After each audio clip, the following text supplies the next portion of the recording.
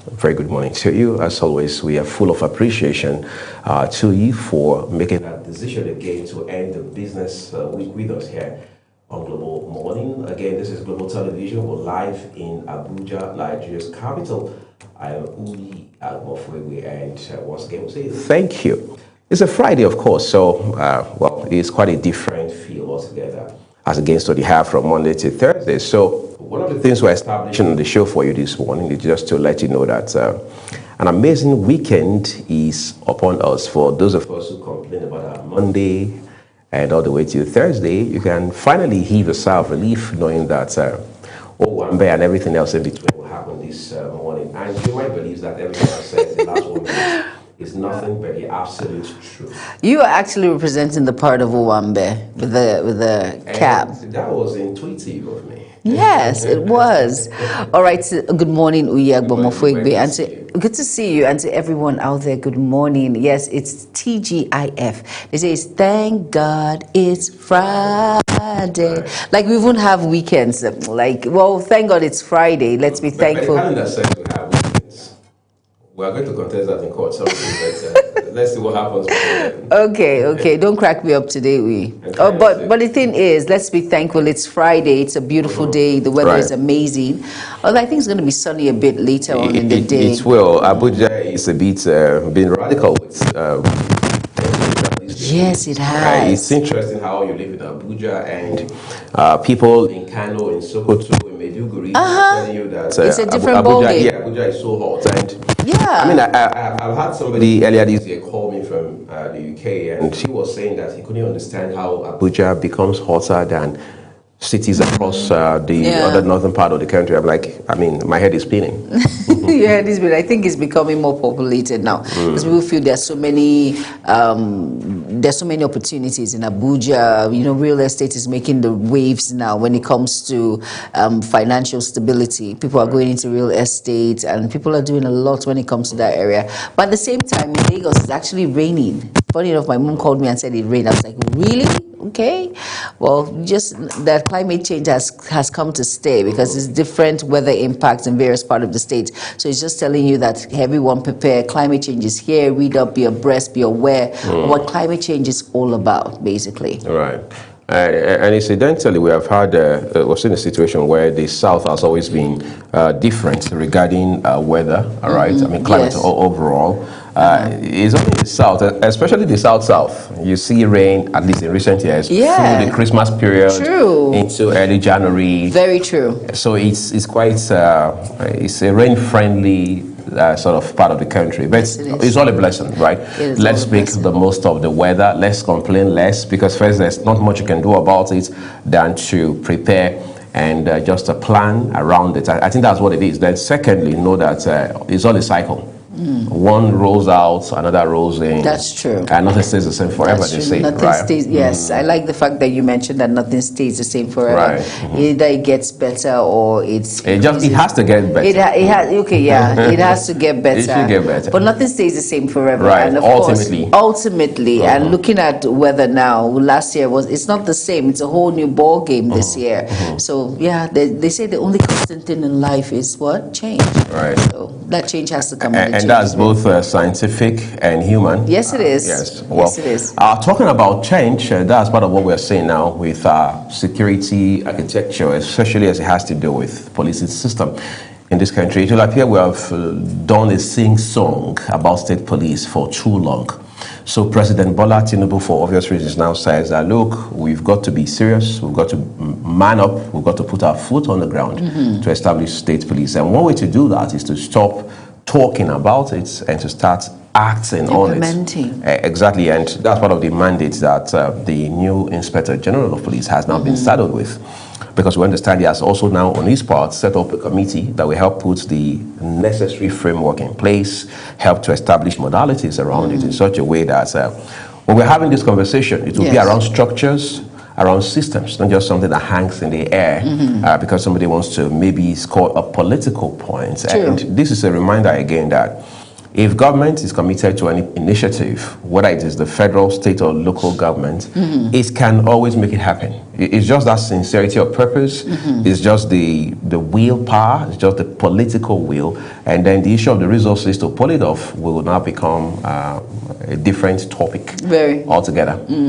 Now, looking at the new Inspector General of Police, Olatunji Diso, looking at what he wants, I think he wants to hit the ground running when it comes to state policing, because one of his mandates is to curb insecurity, which is a very important aspect of Nigeria, in the protection of peace, property, and of course lives. I like the angle in which he's going, but let's just see how well this plays out. When you assume a new role, you want to prove that you are competent, you can actually deliver. But at the same time, I like the fact that he has hit the ground running and he's taking insecurity very seriously. It is a very serious matter, and state policing, like they say, it has come to stay, and I'm sure it's going to make headway, and it's going to curb, not necessarily take away insecurity. That will take time, it will linger for a while, but at least it will douse the situation of insecurity in Nigeria and in various states. Well, that's what we're hoping to see, quite frankly, in such a way that, like we've said time and again, whatever we put in the fight against insecurity, criminality of any kind is an investment. And as such, it's only important and natural and commonsensical that we get return on such investment. So that will be the focal point of our conversation on Global Morning today. Of course, we'll get to talk about a couple of other things in the course of the program. But first, let's take a break, and the rest of the show will come shortly.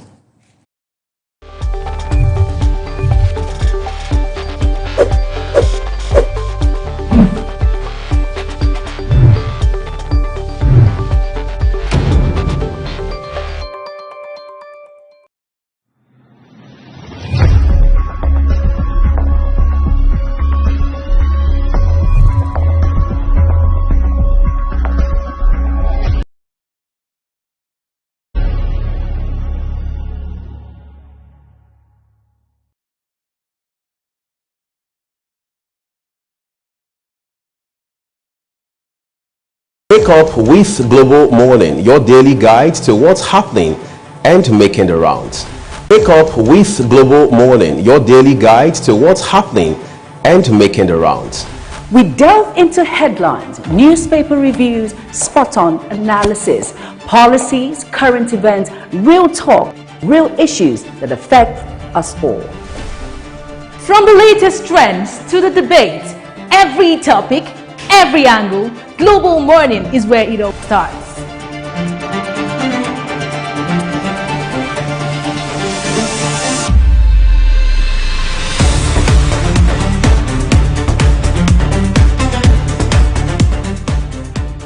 Global Morning, For the latest issues, always on point.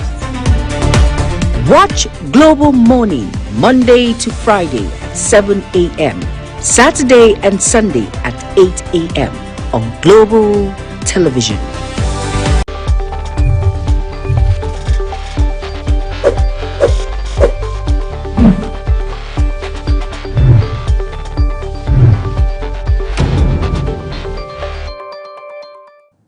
For the most part of this week, we have seen what can best be described as almost palpable apprehension, some sort of fear that there will be some kind of chaos on account of some pockets of protests that were seen across the country, parts of the north, for example, and then just in the middle of the week in Lagos State. These are all in response to U.S.-Israeli strikes on Iran. Of course, so we have asked the question of what is the rationale behind this protest, saying that Nigeria does not, in a sense, have a dog in the fight. That's number one. Number two, is it not hypocritical? I mean, very hypocritical for us to be protesting over what has happened far away in the Middle East, when we have different shades of insecurity in our own dear nation back at home. For example, we have kidnapping on the rise across states in this country. There's almost no state in Nigeria today that has not witnessed or that has not continued to witness kidnapping. There's virtually no state where you don't have some form of criminality that is worrisome. Of course, insurgency, banditry, these are big, very huge concerns for our country.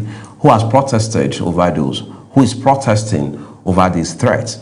So how is it that 1 minute there are strikes in Iran and Nigerians are protesting? These are questions to which we must provide answers. However, the concern now is law enforcement is now very, I should say proactive, putting measures in place to ensure that if these protests, which we have seen in their number, continue, we do not have a spiral in such a way that we begin to deal with a similar situation as what we had a little over 5 years ago with the NSAS protests. That was quite a big concern, brought on so much of damage across this country. But in all of this, again, it shows that every time there's a problem in any part of the world, it can become of so much consequences in some other parts of the globe, because ordinarily you are asking yourself, what's our business in a sense? Yes, from a humanitarian angle, Nigerians should be concerned, but should it come to a point where we protest? For example, today is 6th, on the 4th, the US had to cancel all visa appointments. Yes, all of in them. Abuja. Yes, on account of the fact that there was the fear that something could go south. And that in itself has serious implications. Yes, it does. Economic, diplomatic, social, and what have you. Some Yes. persons had planned for that day to come honor their visa appointments. True. Visa interview appointments. From outside of Abuja, there are people who had planned to come from the south, down Yes. south. Very true. Of course, they would have been here at least the evening before. Or 2 days before. Exactly. So they are in a hotel, for example, they have to cover costs for that trip Yes, and all of that. And yes. the next thing you hear is there's an advisory stating clearly that those appointments have been cancelled. And you are wondering, what's my business with Iran? But then again, it is the reality we're dealing with now. It is what it is, like people will say. But at the same time, for as much as, I always tell people, I say, when something is happening, let's look at the Northeast, for instance. Right. When Boko Haram emerged at that point, people in the South will say, I'm just using this as an example. Yeah, People in right. the South will say, what's my business? It's in the words of it. It's their business. It's their business. What's my business? People in Borno, people in all of these places. How will it affect me that I'm in Ibadan or Lagos? Who cares? Or someone. But now you see it has connection. And now you see that there are some individuals who actually support these countries, who feel that these countries are being, how will I say, they are being manipulated or in a way, or they are being subdued. So they want to support, to show allegiance. I think your point, it's quite in tally with what we're seeing right now. I mean, the point that has to do with allegiance. Of course, quite frankly. of course. We're taking a break, everyone. This conversation continues shortly.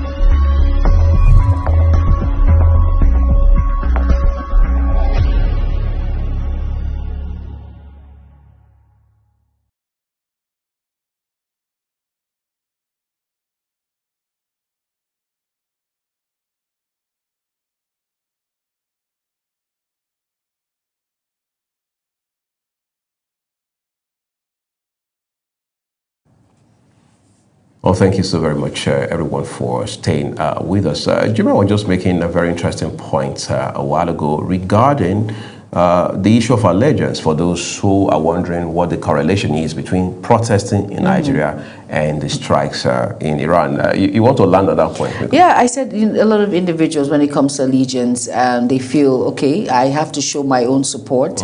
I might not In my own little way. In my own little way. So I have to disrupt my own country in order to prove a point that, hey, I am with you, or you are not alone in this fight, or whatever it is. And sometimes I just feel, so we need to remove the log from our own eyes before we try and remove the log from another. And I think a lot of Nigerians need to learn from that.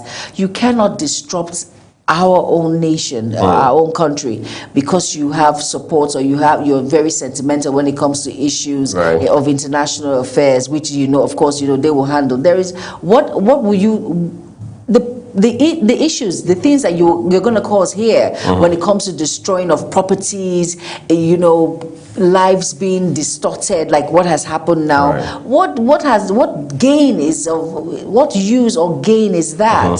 So you just wonder, and you say to yourself, sometimes you need to nip all of this in the bud. I think there should be a policy that if there are international countries having problems, you shouldn't start or blow the whistle here and cause problems for individuals who are here. But it's just unfortunate that people just have to show allegiance in one way Somehow. or the other in their own small way, you know, but it's just unfortunate, really, truly. Yes, it is unfortunate, quite frankly, we must say. But you see, as they say, ignorance of the law is not an excuse. No, it's not. If you're protesting, there are rules of engagement, there are procedures for protesting, and this is not a time for us to now hear things of, like a protest being hijacked by hoodlums and people dying in ways that are avoidable. We have seen that happen before, and history should not repeat itself. No, it shouldn't. Especially in a manner that is nasty and undesirable. So we want to see that happen. And let's also be clear that Nigeria is not a banana republic where people can just wake up and do whatever they like. Because if we do not address that impression, you realize that it creates more problems than we can imagine, Yes, right? it So that you don't just wake up and say, become impulsive and take the laws into your hands. And then you say, after all, we are all humans. I was trying to support somebody somewhere. It doesn't work like that. Because if we want to talk about allegiance, everybody has allegiance one way or another. Of course. But we must all take responsibility, full responsibility Very for our important. actions. And as such, you realize that this is the only country we have. We're able to even move around. Juma and I got here this morning early enough to start this program because we have relative peace in this country. True. There are countries where you can't do that. And No, you can't. I don't want to be the one to present you with that list. But the point being made is that what we have now is the best we can have under this circumstance. And the responsibility we also have going forward is to ensure that we continue to protect and preserve it in such a way that we understand where your right stops, that's where someone else's begins. All right. It is now the right of Ramsey Enoch Agbo, I should say, to bring us heart-to-heart inspirational this amazing Friday morning.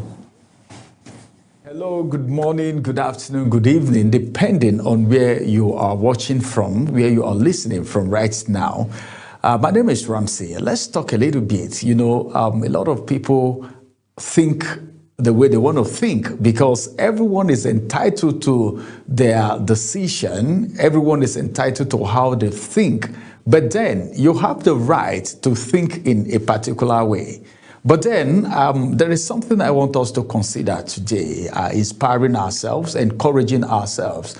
What we are trying to achieve here is to set someone on track, give someone hope, restore someone's belief and faith in himself, in herself. What are we saying? There are things that you don't need to procrastinate about, that you need to start now. From where you are, using what you have, doing what you can, because nobody, all right, would want to have it all before they get started. If you're waiting for when you have it all before you get started, then it is a problem. So now, I want to ask a question. Let me ask you a question. How many dreams have died because someone was waiting for the perfect moment? How many dreams do you think have died? Even you who is listening, who is watching right now, how many of your dreams, how many of your plans have died because you were waiting for the perfect moment? Some will said, I will start when I have the money. Some will said, I will begin when I have the right equipment. Some said, I will take the first step when everything is in place. But when is going to be the time that everything will be in place? These are the questions we should be asking ourselves. But let me tell you something. The truth is this: there will never be a perfect time. The perfect time is now. All right? Arthur Ashe, the legendary tennis champion, once said, start where you are, use what you have, do what you can. He didn't have the fanciest equipment. He didn't train in the best facility, but he had willpower and courage to start whatever he had. You see, greatness doesn't just wait for the perfect time. It doesn't care about perfection. It grows through progress. Every successful person you admire today started small. The difference between them and others isn't the talent, all right? It's the action, the move, Don't despise your humble beginning. Don't mind what people are saying, because people will say so many things about you. Whatever. Someone said his name is whatever. Whatever you do, whatever you say, people must talk about it, whether positive or negative. If you're doing well, people will still criticize you, because some persons will say, oh, because of his affluence, he's behaving like this. If you don't have, some people would still say, where is he looking at? Can't he see his mates? Can't he see what his colleagues are doing? The small things that you are doing in a big way one day will generate you income that you don't even expect. The bottom line is this. You need to tell yourself and say, enough is enough. I've tarried too long in this place, in this position, all right, in this thinking. You know, it's a process. It's a process. Success is a process. First of all, you need to conceive it in your heart. Then secondly, it needs to get into your head. Have it in your head, or else it will never get into your hand. Number one, it needs to be in your heart, in your head, and in your hand. I call it the triple H. The triple H principle says it must get conceived in your heart first. Keep ringing in your head, then it will enter your hand one day. But a lot needs to be doing. It's a process, just like the seed. The seed doesn't grow in just one day. It went through a lot of processes. The gold you see today don't just come out shiny, but then it went through a refining process, a heating process with fire, serious fire. The gold is being heated in serious fire before it's become what it is today. So whatever you're doing, that dream that you have, begin to do something about it. Begin to mix up with people who are going your direction, people who have your kind of dream achieved already, because that thing you're thinking, somebody already has gone ahead to do it. So you don't need to just sit down and be thinking, be procrastinating. The economy is not favorable. Nigeria, this is the country. If I was abroad, well, let me tell you the truth. It's not all about your location. It's not all about your destination, even though these factors play particular roles in your success, in your growth, in your achievement. But you don't need to capitalize on it.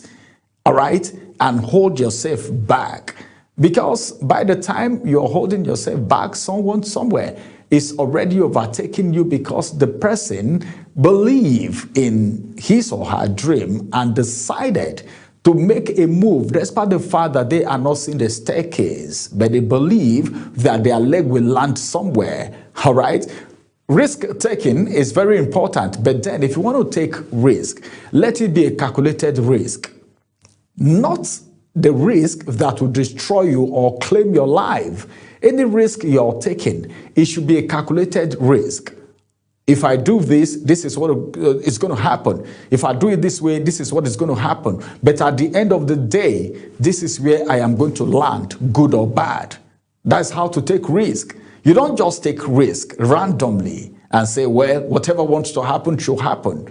You should know that this thing that I want to do is two ways. It's either it happens this way or it happens the other way. But those two ways should be something that you should be able to survive, not that kind of risk that will end you in jail. Then that dream is already dead on arrival. That vision is dead on arrival. So if you want to take risk in as much as risk taking is part of the game, you need to be calculative. You need to put your sense together. All right. And you just need to know that every expert was once a beginner. Everyone started from somewhere, and they are where they are today. It's so beautiful talking with you. It's so nice talking with you in this aspect. A lot of people tell themselves, this is what I want to do. They start and they stop halfway. Some persons start and one thing comes up and they abandon that and rush on the other thing. But the bottom line is this: whatever you want to do, whatever it is you're doing,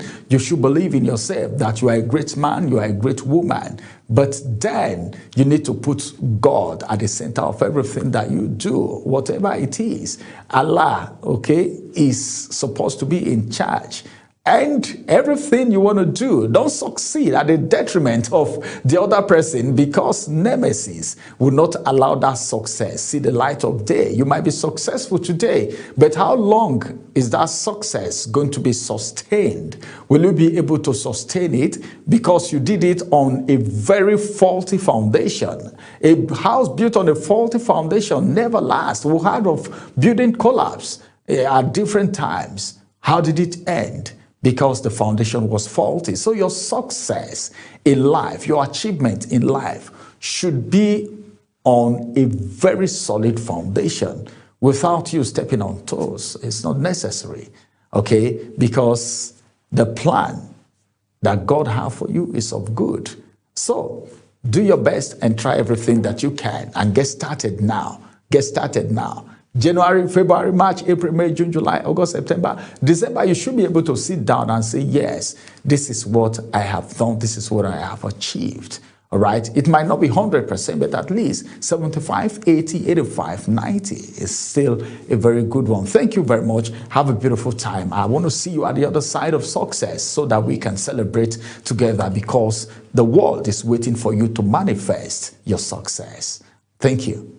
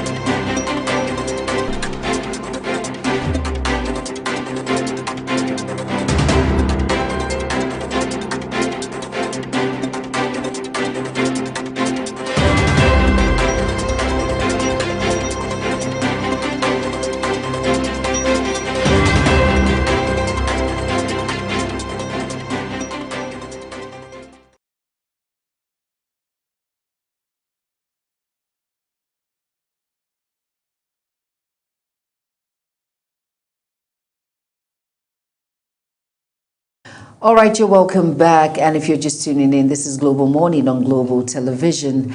And of course, hope you were inspired by the heart-to-heart inspirational with Ramsey Enoch Agbo. And at about this time is the newspaper review segment.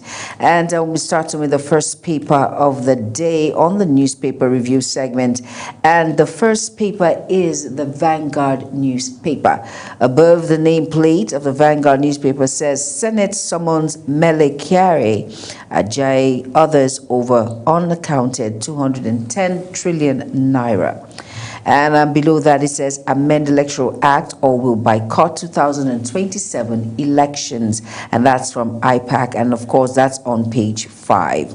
And moving on to page 5 again, it says, Middle East war spreads as Trump says he must okay Iran's next supreme leader. And basically below the nameplate of the Vanguard newspaper, it reads, Nasarawa, Kogi, Benue, in grip of terror, residents reveal route transit camps. And we have some riders there, and the first one says how border communities, forest corridors fuel attacks. Nasarawa border communities, major transit points for terrorists heading to Benue. And that's from the farmers there. And it says relevant authorities cannot claim ignorance, accuses monarchs for conniving with criminals, misleading security agents. 14,310 survivors flood IDP camps. Kogi Forest Sanctuary for armed groups. And yes, you can find that read on page 14. Below all of that, it says power crisis worsens as generation drops 11% to 2,898 megawatts. And that's from NISCO blames poor gas supply. And then below that again, it says here, Kano Assembly begins impeachment proceedings against Deputy Governor. And that you will find on page 9. Still on page 9, and this is from Peter Obi. He says, Nigeria is poor because we celebrate looters. And on page 9, it says, Tinubu prioritizes 2027 over governance, says ADC. And of course, my favorite is the Mr. and Mrs. column on the Vanguard. But you know what? Go out and get yourself a copy of the Vanguard newspaper to be abreast with the major issues making rounds. Next, we have the blueprint. Over to you now, Obi. All right, thank you, Juma. Now we turn to the blueprint for you. Above the nameplate, it says Tinubu's economic reforms yielding measurable fruits. That's according to Minister of Information, Mohammed Idris. More headlines for you here. Nigeria spends $1.5 billion annually on animal vaccine imports. That's credited to Minister of Livestock with his picture right there. And then from business, gas shortage reason for temporary reduction in power generation. NISO is saying that. And then sports, WAFCON 2026 rescheduled to July, August. What does the Star headline say? 15 years after Tinubu resolves historic OPL 245, disputes two riders with it, unlocks deep water investment, Zaba Eton development to attract 150,000 barrels per day. Senate summons ex-NNPCL boss Kyari Ajia over 210 trillion. Now, quite a lot of money there being talked about, right? Assets declaration, court slams NDLEA, acquits Abakari, two brothers. Is still in our custody, and that's according to the Nigerian Correctional Service.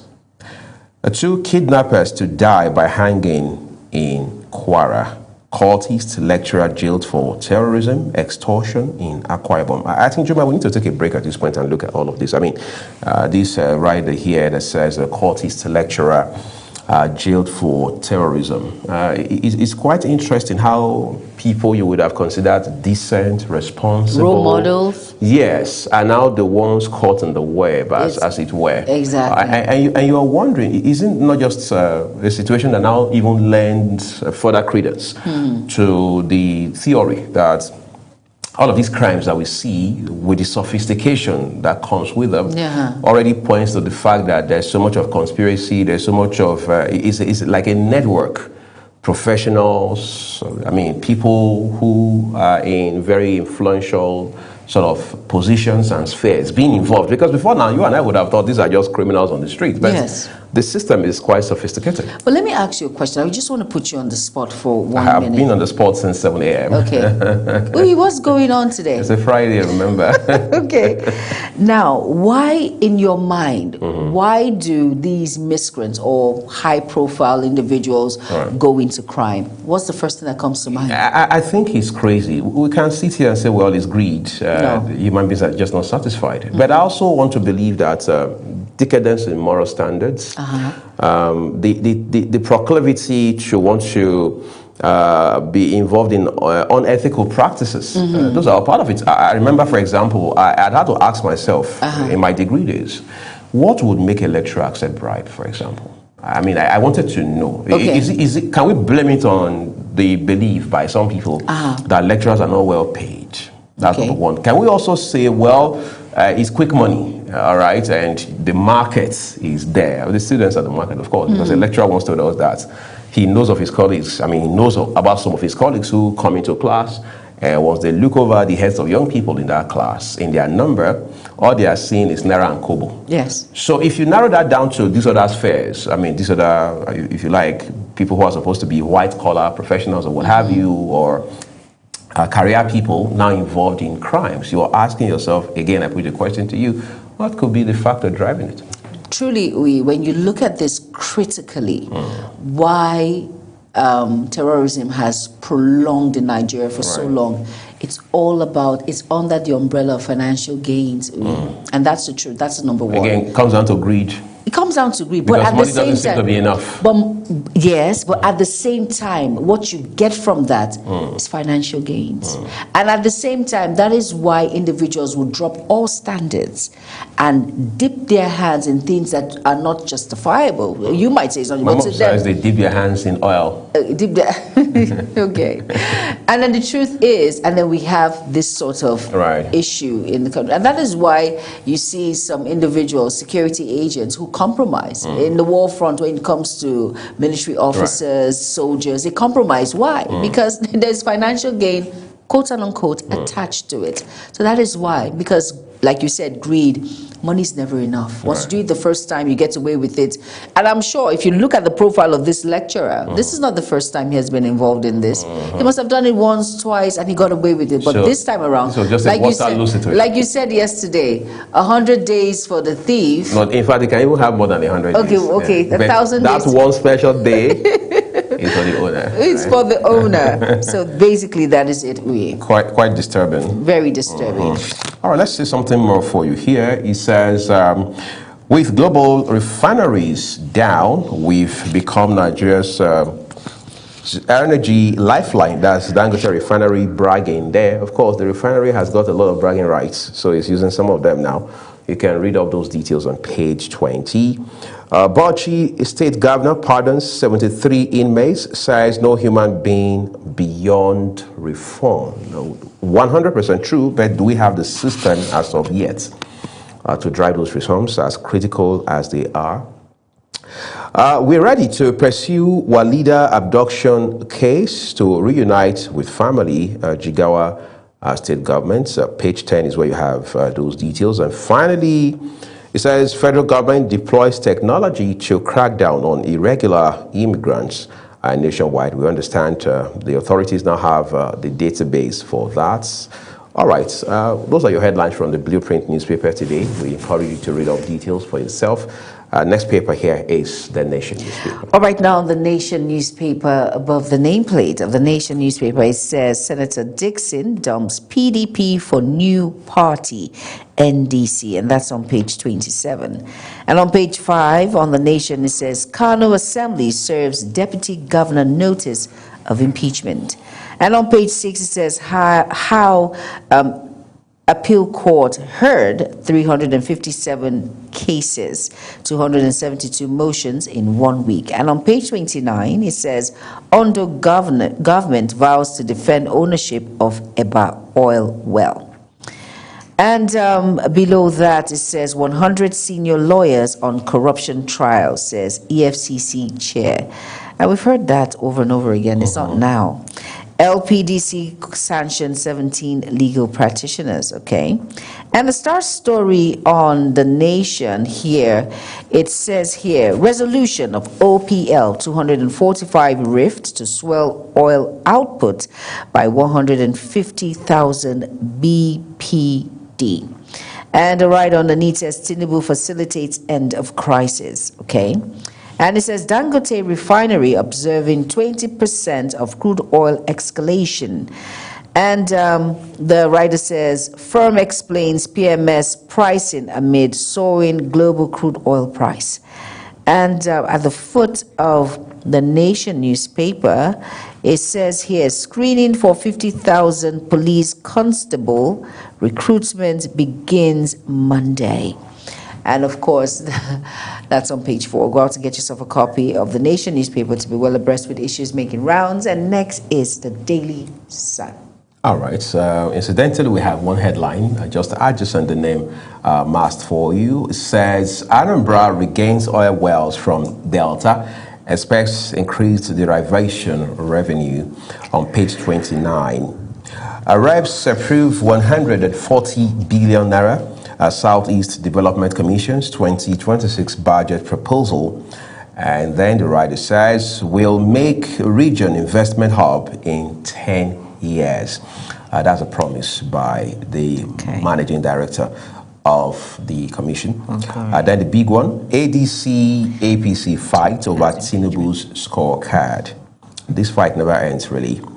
Two writers. His government's incompetent, says coalition party. President has done well, the ruling party says. All right. Then let's see 4 more headlines for you as well on the front page of the Daily Sun today. Terrorists attack soldiers, kill imam, kidnaps cause in Borno. This is the most disturbing story that Very we heard. disturbing. Again, in this regard, just like Juma and I were saying a while ago, who is protesting over all of this now? To further highlight Exactly. how deep we are into this challenge. Exactly. All right. Exactly. Borno has been in this theater, so to speak, since 2009 until today. We have not been able to bring closure to that. No, we haven't. We haven't. You can imagine how embarrassing it is when the government says that a certain local government in its own state has been taken over by terrorists. So it shows you how disturbing a situation we're dealing with here. But we're not ready to protest over that just yet. No, we're not. All right, let's go ahead and see a few more headlines. NDLEA insists substantive drug case against Abba Kyari on course as court dismisses ex-IRT boss brothers non-declaration of access trial. He is still in our custody. Nigeria Correctional Service says on page 4 is where you can read of those details. Motorists to pay airport tolls with cash card. That's according to the Federal Airports Authority of Nigeria. The writer tells us, says Tinubu deemed scrap cashless policy. Senate summons Mele Kyari, Aja, others over unaccounted 210 trillion naira. These are figures you hear and your brain almost practically freezes. But the writer says queries 5 billion naira spending on transition from NNPC to NNPCL. You know, that was one highlight I read earlier today with regards to this story, where the legislators, in this case the Senate committee, is saying that, look, we have issues with all of these spendings. On the one hand, there's a 107 trillion naira. There's another 103 trillion naira. You put it all together, you have 210 trillion. Yes, you do. However, in between, you have said in your audited report that you spent 5 billion in a bid to transition from being Nigerian National Petroleum Company, NNPC, to becoming Nigerian National Petroleum Company Limited. You have to explain that. In fact, I think the situation is so nasty that the Senate committee in this regard has said that, look, if you do not show up on a date that will be communicated to you, we'll have no other option than to issue warrant of arrest on all of these persons who have been invited. But you see, NNPC has been in the news for a couple of wrong reasons over time. At a point, I know very clearly the records are in public, where an immediate past governor of Kaduna State, talking about Nasir El-Rufai, had even expressed concerns that, look, these guys have not had their books checked in years. I mean, this was an APC federal government. This was an APC governor at the time, raising such concerns. And now that the books have been checked, because last year, the news was all over the place that NNPC now has an audited report, blah, blah, blah. But the Senate is now punching holes or picking holes in the same report, saying that these figures do not check out. In fact, the Senate has invited, alongside the former executive and the current GCEO, those who audited this report to say, look, you've come explain. We want to see you cross the T's and dot the I's. Yes, and finally, these are issues around public finance. And if they're not properly managed, whether by the Senate or by any other institution of government, we're just going to always be in this very bad place. Where, and that's very true. Yes, public finances end up in private pockets. Well, what more can I say? I'll encourage you to go read up details from the Daily Sun this morning, everyone. Then you have the next paper here, Daily Trust. Trust. All right, the Daily Trust newspaper, below the nameplate, it says Abakari drug trial continues, and that's from the NDLEA. And from the words of Obasanjo, it says, unprepared leaders are Africans' problem. And it says here, smartphones prices to increase by 20% in Nigeria. So if you don't have a smartphone, please hurry up and go get it. Quickly. Fix an old one in your closet. Fix an old one in your closet, you're right. And the Star story reads, terrorists abduct over 100 women, children in Borno, and that is a scare now. And below all of that, we have here, it says, Kano Deputy Governor Garo Takai Falgore tipped as impeachment plot begins. And at the foot of the Daily Trust, it says here, detention, El-Rufai petitions, ICPC demands 15.6 billion naira damages. Okay. And it says water scarcity worsens in FCT, and that you will find on page 20. Certificate verification mandatory for NYSC, and that's from the minister. And basically, those are all the major headlines on the Daily Trust. Go out to get yourself a copy and be well abreast. And now we have the Friday leadership. All right, so let's lead with that now. I just on the nameplate here.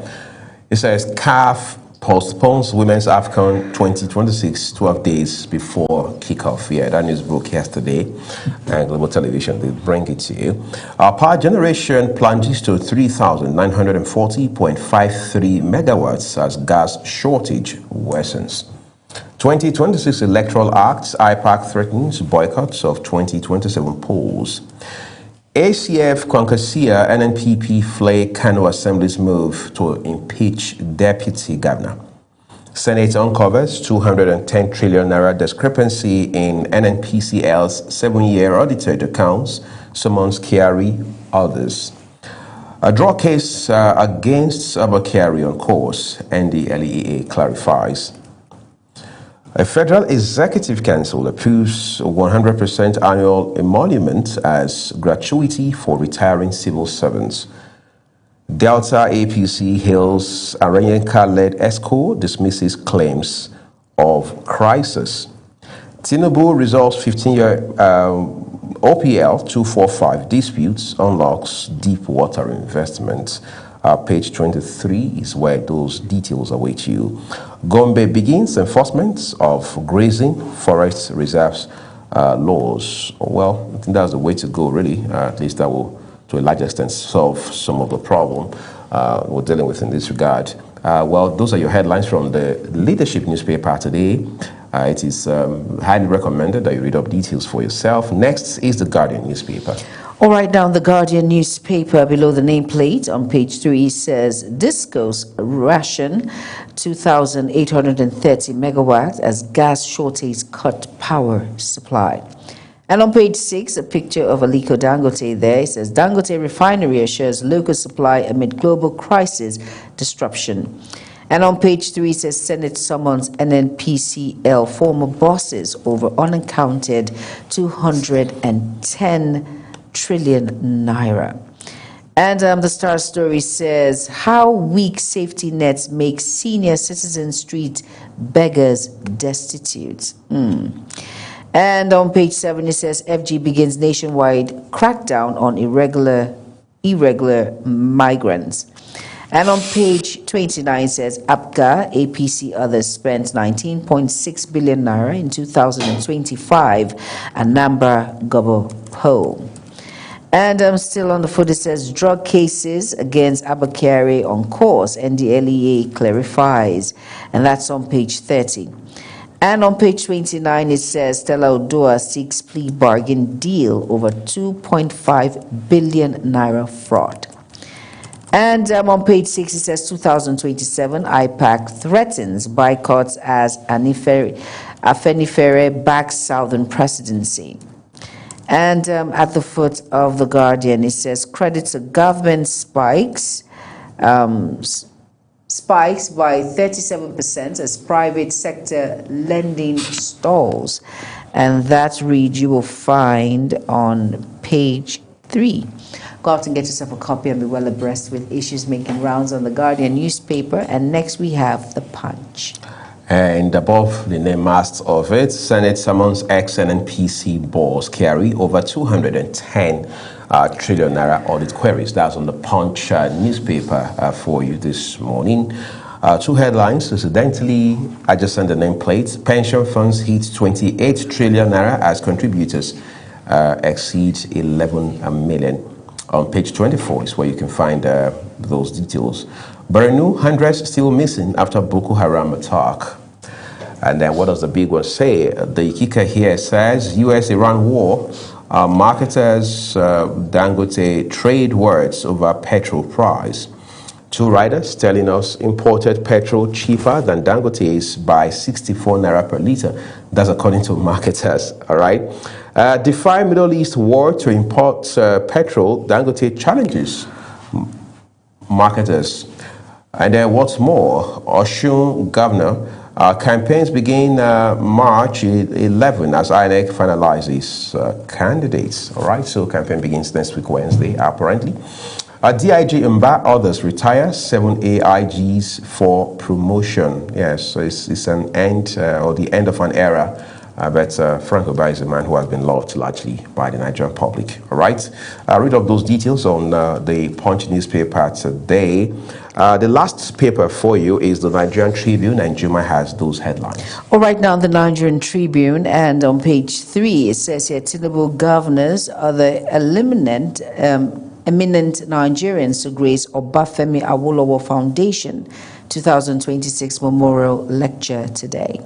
And on page 5, it says PIA, Nigeria upstream producers have failed to supply crude to refinery, and that's from Dangote. And on page 4, it says Senate summons Kyari, ex-NNPCL officials over 210 trillion naira alleged discrepancies.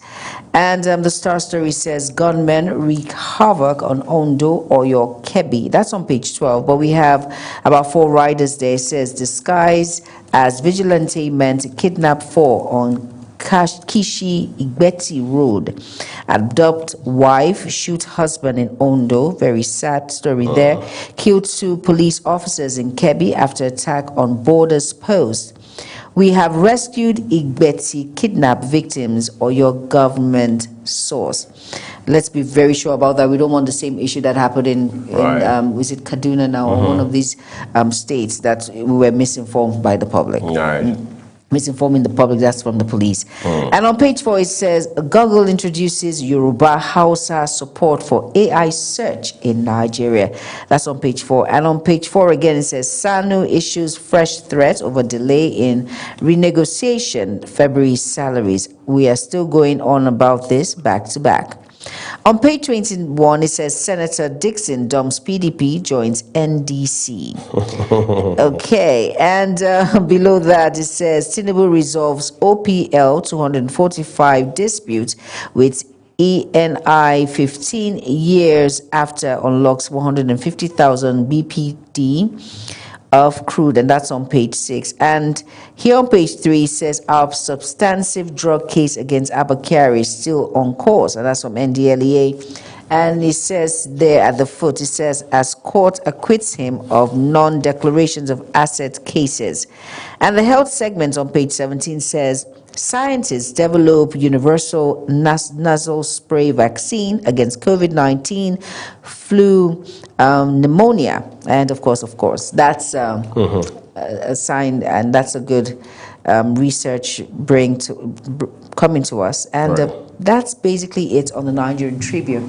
And that's how we wrap up the newspaper segment on Global Morning. But before we go, Global Television has no impute or any editorial impute or judgment on all of these papers. We've read them just as they are. Stay tuned. Up next is Social Buzz with Ogochukwu Mobulo.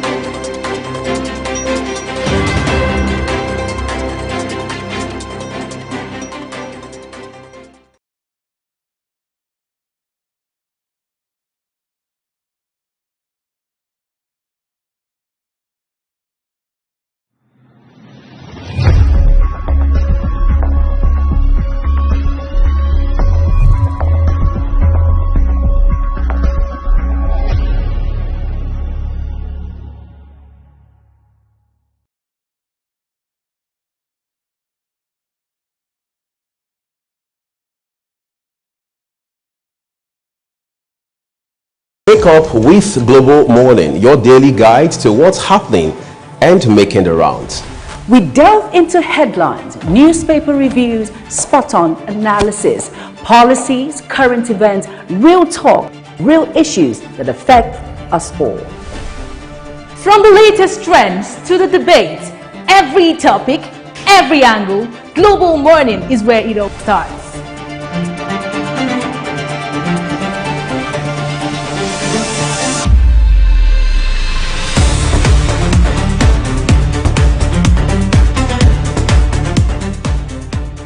Global Morning, For the latest issues, always on point. Watch Global Morning Monday to Friday at 7 a.m. Saturday and Sunday at 8 a.m. on Global Television.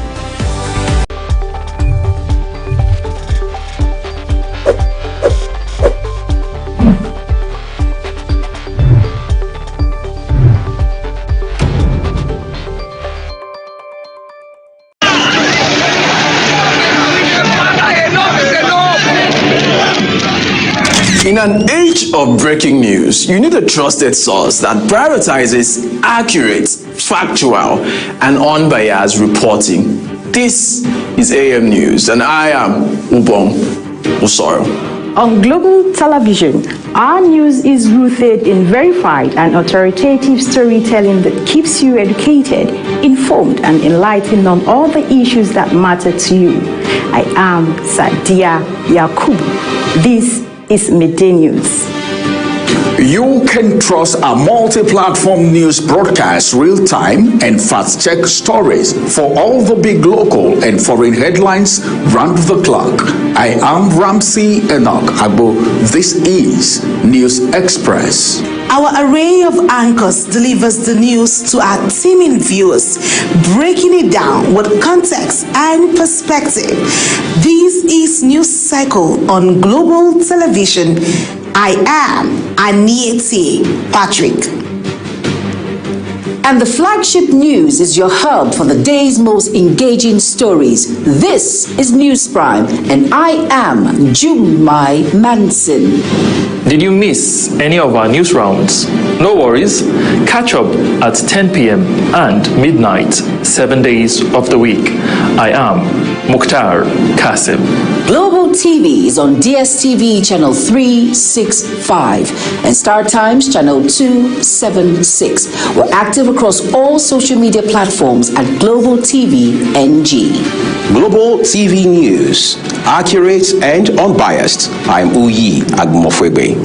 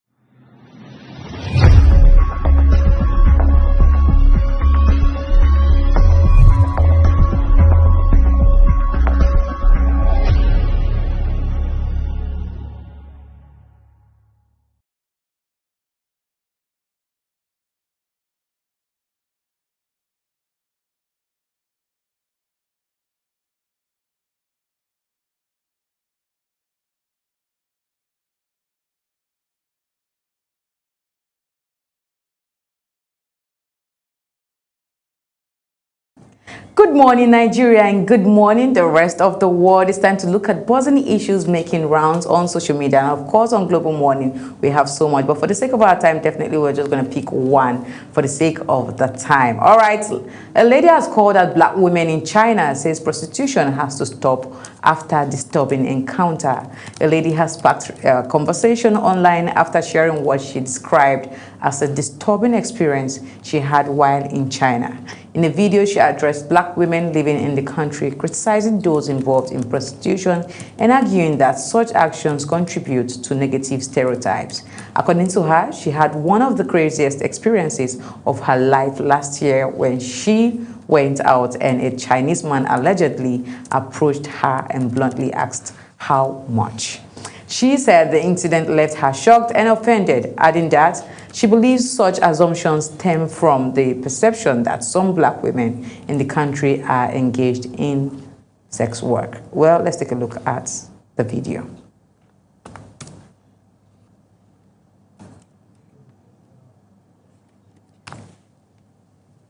All right, well, we'll bring you that video shortly, but no, we're just going straight into comments, and let's take a look at some comments on social media while that one might play on the ground. Then the first comment we have here is from Ali Mary, and Ali Mary says, unfortunately, this ends ending anytime soon. In fact, the video will just give it more popularity. Too bad.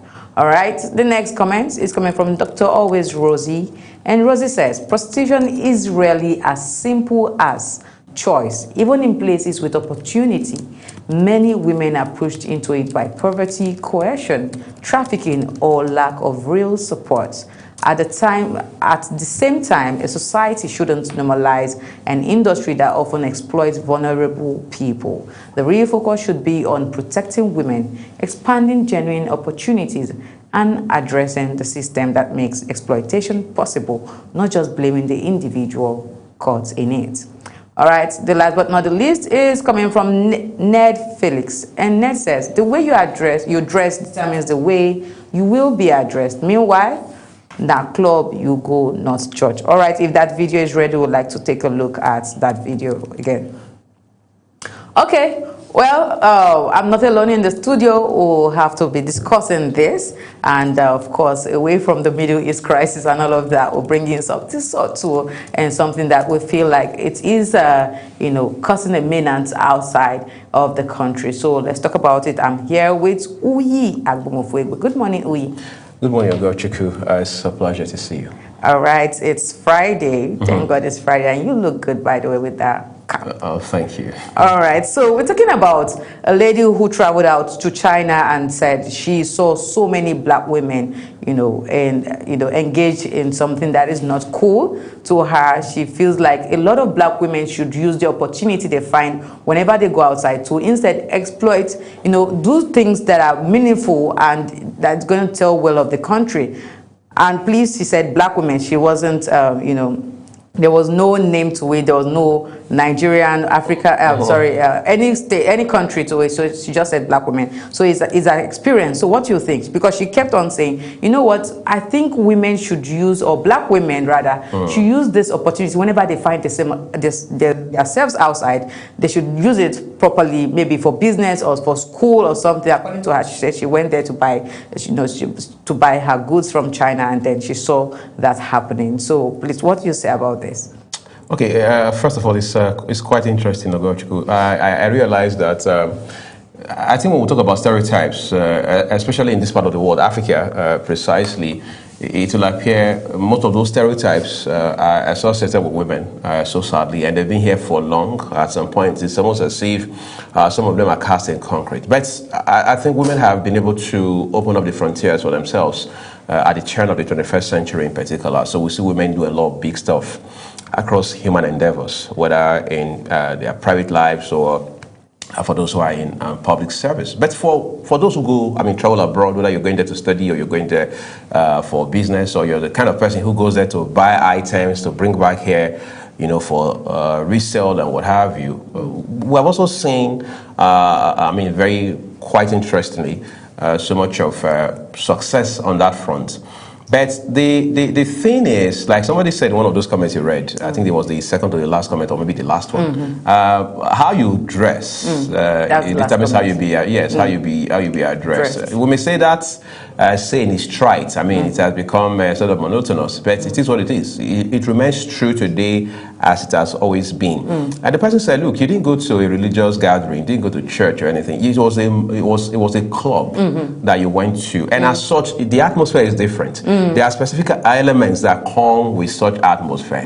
It's like a woman who is in her kitchen. There's a way she dresses. A woman who is going for fellowship, there's a way she dresses.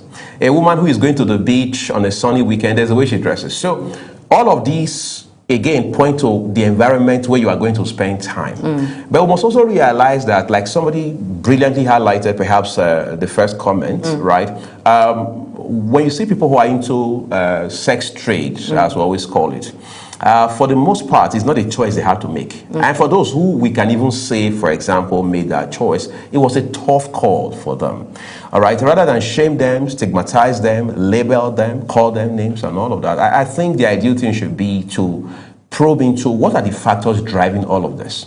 All right, because we've also seen young men who have taken into, for example, cybercrime over time.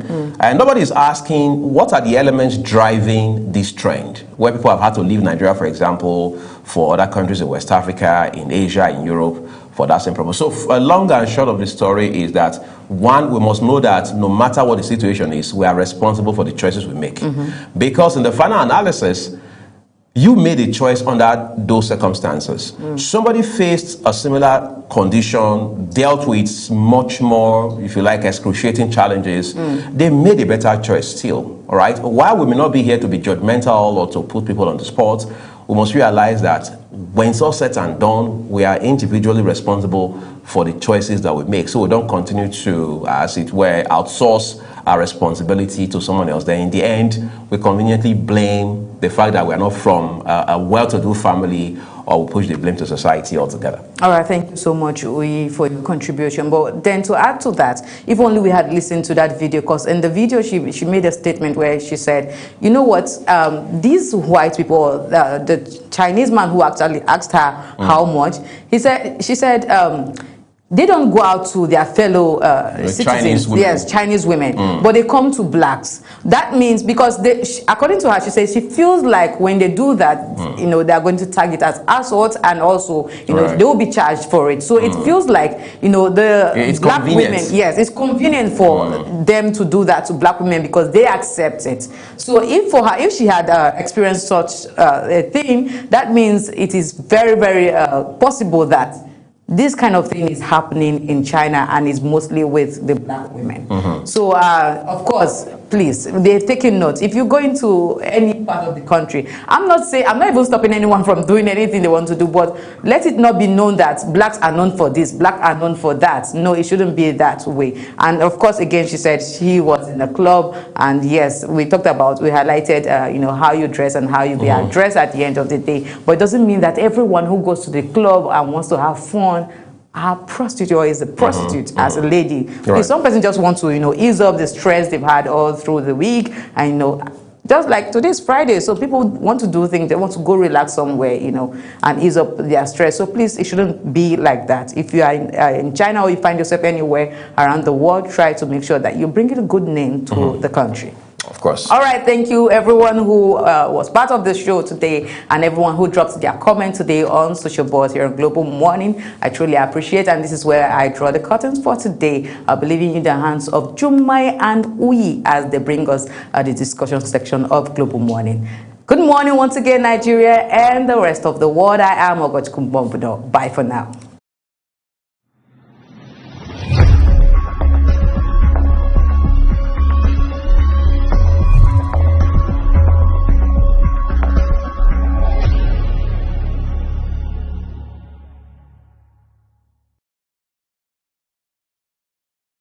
Wake up with Global Morning, your daily guide to what's happening and making the rounds. We delve into headlines, newspaper reviews, spot-on analysis, policies, current events, real talk, real issues that affect us all. From the latest trends to the debate, every topic, every angle. Global Morning is where it all starts.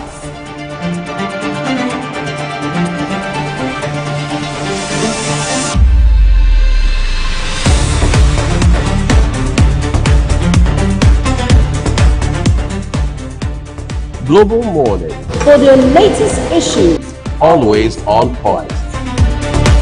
watch Global Morning Monday to Friday at 7 a.m. Saturday and Sunday at 8 a.m.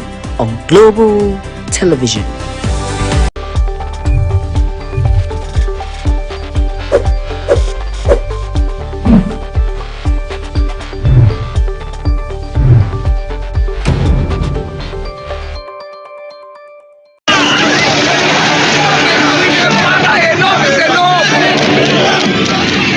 In an age of breaking news, you need a trusted source that prioritizes accurate, factual, and unbiased reporting. This is AM News, and I am Ubong Usoro. On Global Television, our news is rooted in verified and authoritative storytelling that keeps you educated, informed, and enlightened on all the issues that matter to you. I am Sadia Yakubu. This is Midday News. You can trust a multi-platform news broadcast real-time and fast-check stories for all the big local and foreign headlines round the clock. I am Ramsey Enoch Agbo. This is News Express. Our array of anchors delivers the news to our teeming viewers, breaking it down with context and perspective. This is News Cycle on Global Television. I am Anieti Patrick. And the flagship news is your hub for the day's most engaging stories. This is News Prime, and I am Jumai Manson. Did you miss any of our news rounds? No worries. Catch up at 10 p.m. and midnight, 7 days of the week. I am Mukhtar Kasim. Global TV is on DSTV channel 365 and Star Times channel 276. We're active across all social media platforms at Global TV NG. Global TV News, accurate and unbiased. I'm Uyi Agmofwebe.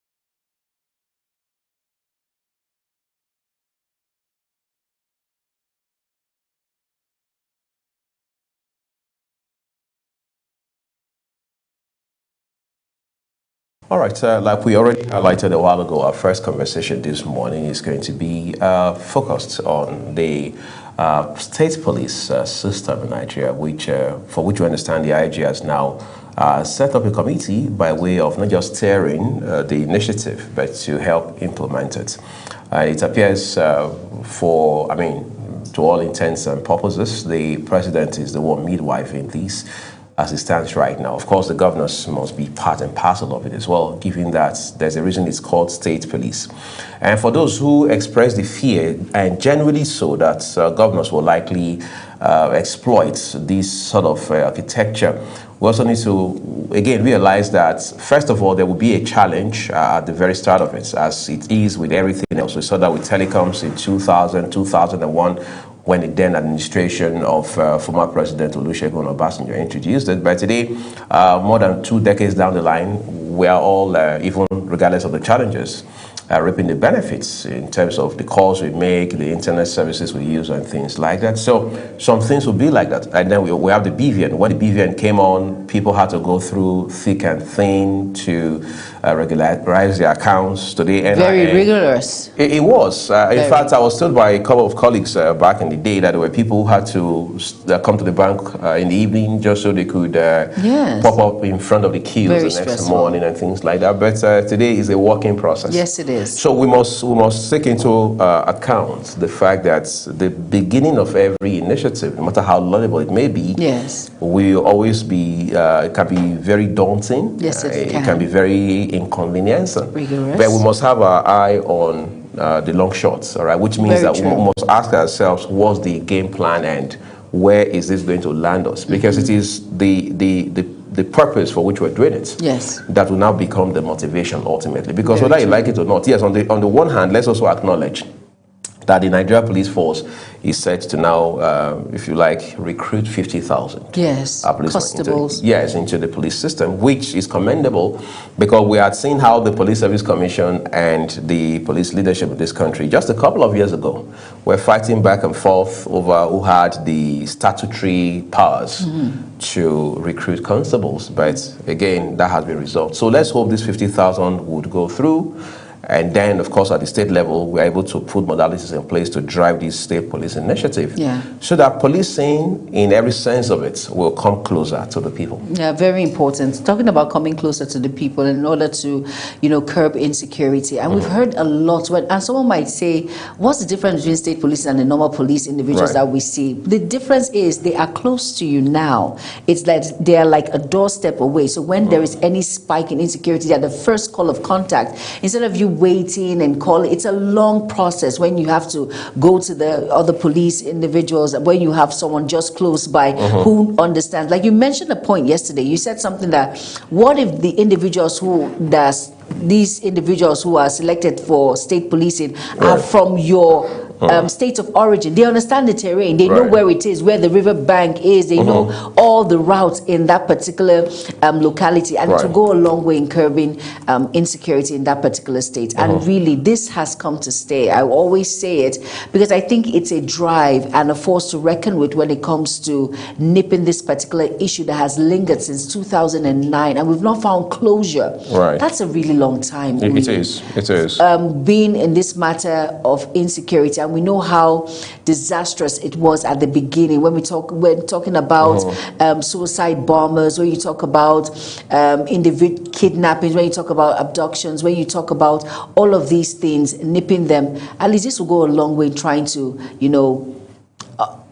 cuffle this particular menace in our society, especially in Nigeria. It is a menace, and a lot of people have gone through a lot. It has destabilized families. Breadwinners have gone because of this issue. It has displaced a lot of families. It has people that have starting afresh, trying to start afresh, because you keep going back and forth. You're in the IDP camp, and then you're thinking about home, where you have your life, where you've already started your life, and this particular issue is a menace, and it needs to go. And if state policing is one of the factors in which can help curb this particular menace, well, I think Nigerians, a lot of people, their arms are wide open to accept and receive it, because hey, it has come to stay. Yes, it has come to stay. Of course, that's also what the Inspector General of Police himself said. There's no going back now, because those who are fighting us, I mean, the terrorists and all the criminals, I mean, they are not relenting. No, they're not. Therefore, we must be a few steps ahead of them, at the very least. And to put it very straight, it also means that beyond recognizing that there will be teething problems at the initial stage, we shouldn't also take certain things for granted. We must ensure that we consult widely, because that was one of the issues we had with the tax reforms. True. When it was being proposed. All 19 state governors across the north said, look, we're not consulted.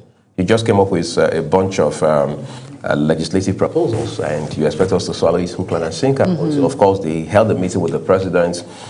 They came out from that meeting, and Nasarawa State Governor, Engineer Abdullahi Sule, said, well, those issues had been resolved and laid to rest, and today those proposals have now become a bill. So hopefully we're able to consult widely enough with regards to these policing system in such a way that we know exactly what we're dealing with and why we're doing what we are doing. Very important. And then we understand how much of work is required to not only put it on the road, but to sustain it, all the legal framework and all of that. And then, of course, ensure that we do due diligence as we get to recruit people into the system. Because Very it's also important. Nigerians that will, at the end of the day, run the system. Yes. And provide a service that is critically needed. And for the fact that it's even an open window for employment opportunities for individuals to come and be trained and understand what state policing is all about. That's room of unemployment, at least that particular sector. I'm saying sector, that particular angle in Nigeria, that is a major problem because there is serious unemployment. A graduate will tell you they've been out of school for 20 years or 15 years, and yet they've not gotten a stable job, just menial jobs that they are being underpaid. A lot of graduates in Nigeria are being underpaid. But hopefully with this, it will open the window for employment opportunities, individuals who want to, serve Nigeria. It's very important that we try. Nigeria is you and I. This is the only country that we have. For as much as a lot of people want to join the armed forces when it comes to the Army, the Air Force, the Navy, police is an avenue also where you can actually, show that patriotism, and it will really go a long way when it comes to this particular issue, because security is you and I. It's our business. It affects us all. You might say to yourself, after all, it's my neighbor one day. So it's very important that we try as much as possible to fight this menace that doesn't want to leave our hands. No, if you look at it, it has really come a long way. 2009, a child that was born 2009, how old is the child now? So you can actually see that this is a very big problem. But with this direction in which we're going, it might not end in just one day. That's like you mentioned before. It will take a while, but at least there will be results. And let's get started. Let's get started, very importantly. We should, right? Yes. All right, that's how we're also getting started with the conversation for you this morning. Let's take a break quickly, connect with our guests, and then we'll put this discussion on the road full throttle for you.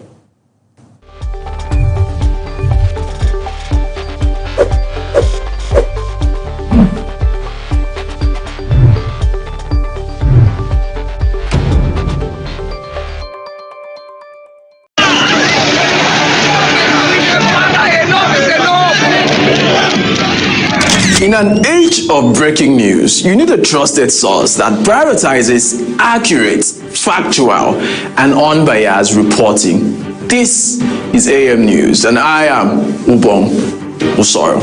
On global television, our news is rooted in verified and authoritative storytelling that keeps you educated, informed, and enlightened on all the issues that matter to you. I am Sadia Yakubu. This is Midday News. You can trust our multi-platform news broadcast real-time and fast-check stories for all the big local and foreign headlines round the clock. I am Ramsey Enoch Agbo. This is News Express.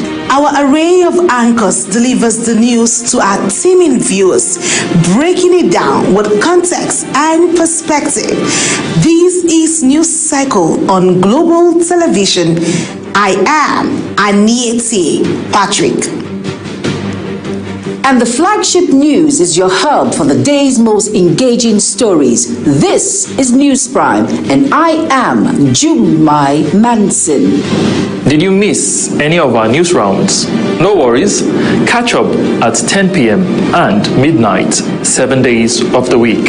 I am Mukhtar Kasim. Global TV is on DSTV channel 365 and Star Times channel 276. We're active across all social media platforms at Global TV NG. Global TV News, accurate and unbiased. I'm Uyi Agmofwebe.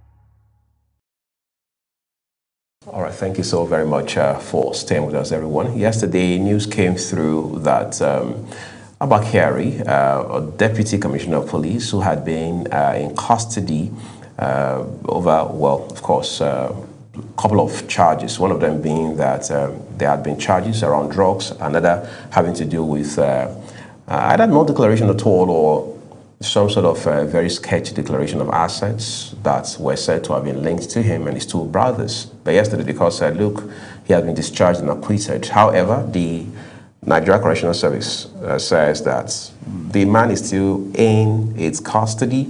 And then the National Law Enforcement Agency, NDLEA, has also clarified that there are still drug-specific charges against him. So we thought we should put that in front of you so you understand what exactly the context in this regard is. Our guest will join us shortly so we can put this conversation on the road. But I also thought we should talk about the image of the police. You see, it's one thing for you to have men and women in uniform. It's one thing for you to increase the numerical strength of the police.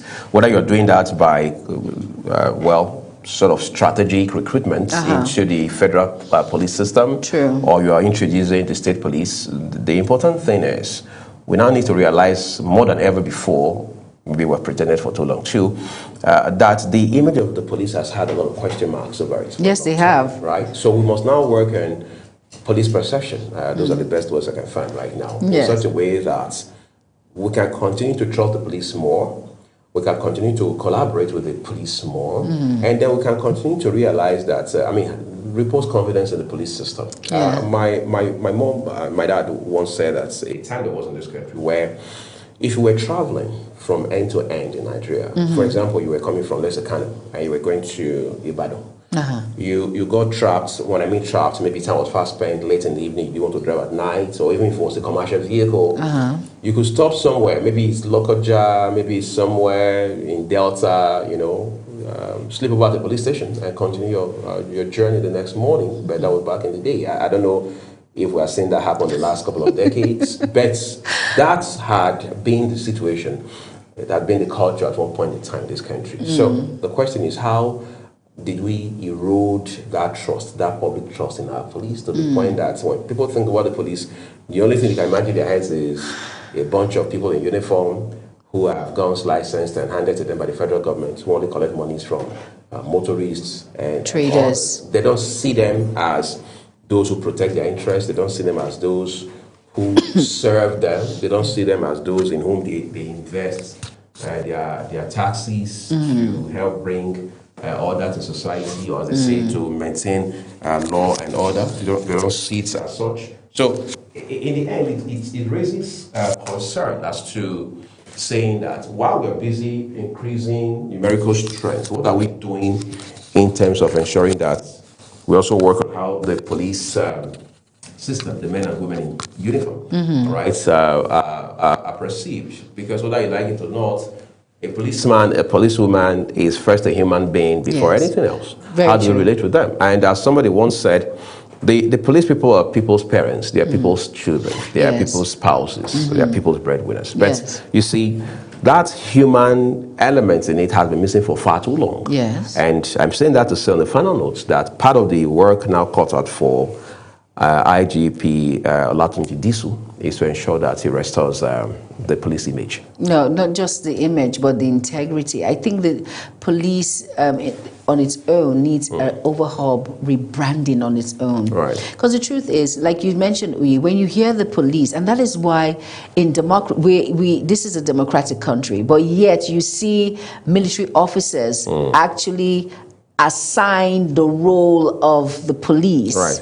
And that's why this state policing is very important, so that these roles, they will understand that, hey, you are to protect lives and properties when it comes to this arena, when it comes to civil issues, that is your terrain, your TOR, your terms of reference. Like when you hear police now, someone will tell you, I'll prefer to go to the military barracks and to go to the police, because police will just add more things on my head. If he doesn't have money, if I don't have money, he will not pursue my case, or a lot of things. They collect bribes. Like what they do on the roads when it comes to checkpoints alone, when you see them, you get really, really angry. So their image needs to come back. There needs to be an overhaul. People need to, you have to separate the weeds from the chaff. It's very important. And at the same time, we need to understand that the police, there's some men and women there who have integrity. It's not all. You don't just, because one egg in the crate is bad, you feel every other egg in the crate is the same. No, it's not. But for as much as the police on its own, their image is not something that you want to reckon with. They have a lot to do when it comes to that whole arena of trying to, the perception in which they bring. Like when you see a police officer, there's no respect, no regard. We see how, you know how our politicians, they carry handbags. And you can't see a military officer or police or the Air Force carrying the dignitary's wife's hand. It's not possible. So they have been subjected to that. So a lot needs to be done in that area of rebranding. And of course, like I said, once you give the basics to your employees, when it comes to housing, when it comes to salary, when it comes to all of those basics, in the military they call it looking good. When you give all of what is due to them, I am sure their mindset and orientation will change. Because if you do not, and we continue in this line, even the state policing it will cause us more harm than good. Because many of these police officers who believe that sometimes I have to, crime pays, because it will pay my rent, it will pay my children's school fees, it will pay when my wife says she wants an important dress in the market, it will definitely pay. They will compromise with these individuals who we are trying to nip in the bud. So a lot needs to be done. So to the Inspector General of Police, he needs a lot of work.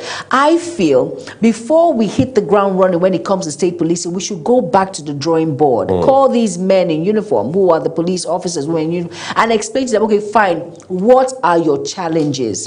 Even if, although the last Inspector General of Police, Inspector Egbetoku, he tried in that arena when he tried as much as possible to remember families of police officers of integrity and what that have died. At least he gave, I remember there was a 2 million naira housing and all of that. I think you should start with these men who are alive to enjoy these benefits so they can perform. Why they are still here? Because those ones that have died, they've gone. They can't even remember their wives or children anymore. But their wives are here to benefit.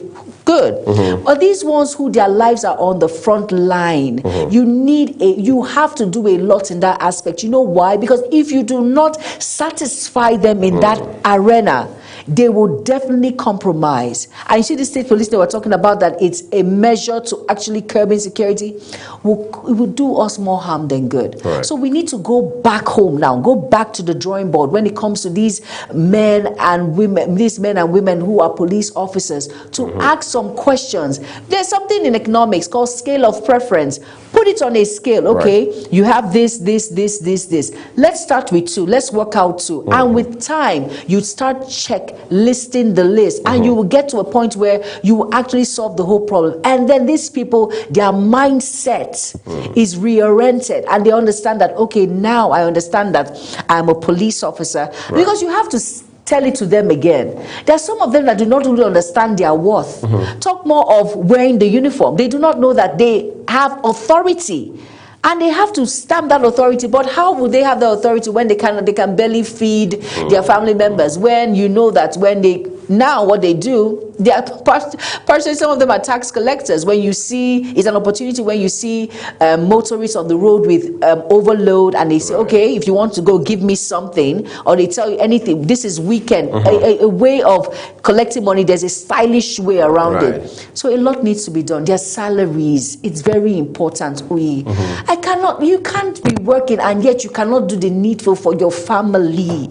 It will make you compromise. A man of integrity and worth, when he sees the cries of his children, his wife, he's not meeting up to expectation, he will compromise. Right. No matter what you tell him, he must compromise. Why? He needs to feed his family. And that's why some of these individuals who actually compromise in the war front, they tell you, okay, they damn all consequences, even if they die in the cause of compromising, as long as the monies are given to their families to start up life, they prefer to sacrifice. So a lot needs to be done, or else this particular issue of state policing will cause us more harm than good.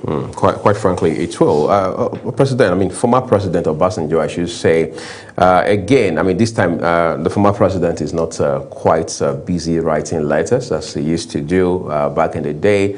He just delivers his opinions and his sentiments during events. But now he has spoken up about something. He says that one of the challenges that Africa as a continent is dealing with, of course, including Nigeria, is that leaders are not prepared for the roles given to them. He says when you have a situation where leaders are poorly formed, you are going to have hungry children you've got children without education, go to bed hungry. You're going to have a situation where resources, common patrimony as we call it, is stolen by a few, and they line their private pockets with it. So he just goes on and on and on with the list of things that go wrong when leaders are badly formed. Does that describe the state of Nigeria today, Juma? You're putting me on the spot. Why? We were gone on the spot a while ago. In a way. I'll just leave it at that. Right. In a way, It's either one. I'm neither here nor there. No, I'll tell you for context, right? He mentioned things that are very, if you like, the baseline issues. Yes. He talks about education. He talks about hunger. Of course, I know there are people who will come for the former president's head and say that, look, you did X, Y, Z in your time. You're not accounted for them as well, so you have no moral rights whatsoever to judge other people or to call them out about these things. But you see, we're supposed to get better by the day. Yes. The former president left office in 2007. That's almost 2 decades ago. Yes. What have successive administrations done since he left? That's one. Number 2 is, for a country like Nigeria, we can't keep crying over basic amenity and taking that cry to the federal government alone. To what extent have we held our respective state governors and state governments accountable to account? Yes, in terms of saying that, look, we know, for example, statutorily, these and the things that you must do as Mr. Governor or as the state government. We've got to do that. But we've seen a situation where the governors themselves have been clever. If you ask me, I don't want to say smart, they've been clever, all right?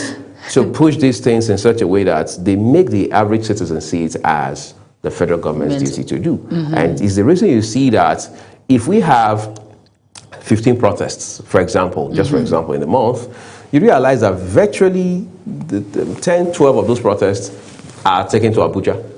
And you are wondering who is protesting across the states. If you see a protest in the state, for example, it's most likely going to be, a major protest. It's most likely going to be by the organized labor because they have specific concerns with our state government. Or sometimes it's just maybe members of the Nigerian Union of Teachers and such, unions. Otherwise, people hardly go to state government to hold them accountable in the real sense of the word, even civil society. So we're saying that to say that leadership is the bane of Nigeria's problems. We have come to agree. Yes. And that is even much more important, Jumai, given that elections are around the corner. Yes. So everybody is throwing their hat in the ring now across different political parties. Some want to be presidents, some want to become governors.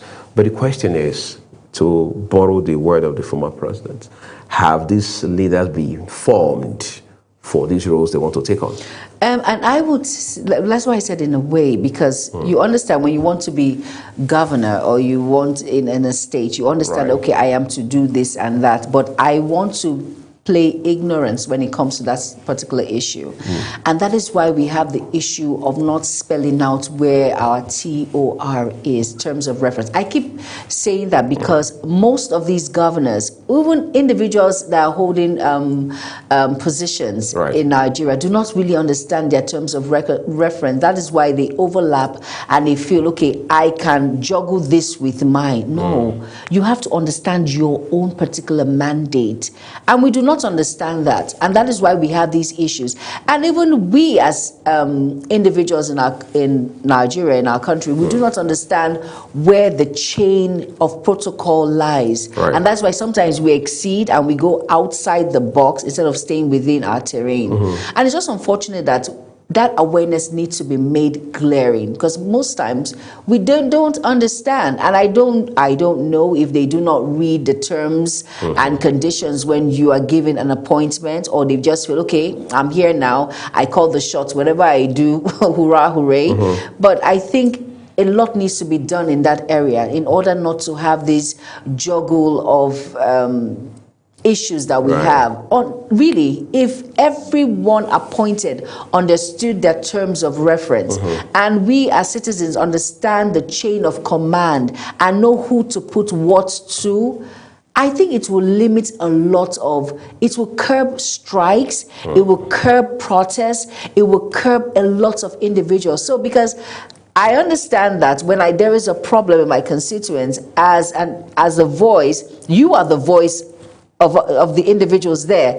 I will come straight to you, Uyi. I will not bypass Uyi and go to someone else who really doesn't understand what you're talking about. He doesn't even understand the route. He doesn't really understand what you're saying. He's disconnected, and he's wondering, and that is why there are no results. And that's why results always linger, because these individuals are not abreast with what's going on. And that is why it takes a toll on the people. And then we keep going back and forth, because we keep changing. And these individuals who are in place to understand the plight of the people are just there folding their arms and allowing you to go ahead. And when there is change in command and you go out and you say, talk to me, give me answers, and you're wondering, what answers can I possibly give?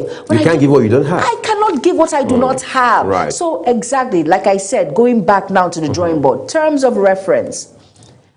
Even if you're going to be changed or you're going to spend 4 years in office, that is why handing over is very important. And I explained to you what has been stated as the terms and conditions clearly.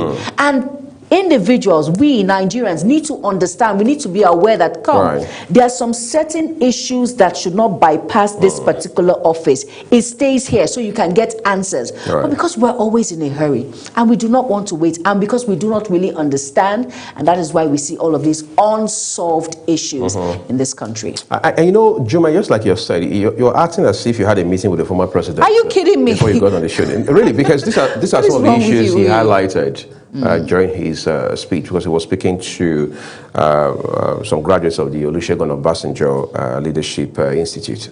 He said, when you have all of these problems where social services are broken or are absent, where the basics are not provided or made available to citizens. Exactly. You are leaving them for the most part with no other option than to take the risk of going to seek for greener pastures elsewhere.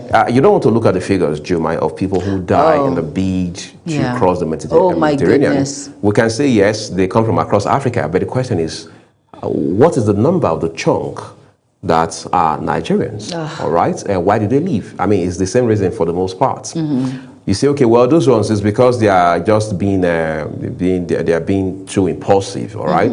Or they just want to take uncalculated risks. How about professionals, all right? Whether you want to call them doctors, those who are in the field of tech, for example, private individuals who are busy minding their business, doing their legitimate work, and they suddenly realize that the environment is not friendly enough. They decide to move abroad and things like that. While we totally would agree that there's nothing wrong in an individual waking up and deciding to move abroad, but the question is, what are the factors driving that urge? We must also look at that. And I jokingly was telling somebody last week, I said, look, you guys who live abroad, you complain a lot that you're paying taxes, you're paying bills, you're scratching your skin to keep up with the demands of life over there, you're doing 2-3 jobs and things like that. But you've been there for 5, 10, 15, 20 years. Yeah. What's holding you from jumping on a plane and coming back to Lagos or at least Abuja? We still have airports up and running in these cities. Yes. But what I've found is they've done in their own capacity what you might want to call comparative analysis. Yes. And they realize, for obvious reasons, that they would rather be there and complain about whatever peculiar challenges than come back home. Very true. The question is, who is going to answer those questions? Even the former president himself, while he was leading this country in his capacity as a president, he had also gone abroad on a number of occasions.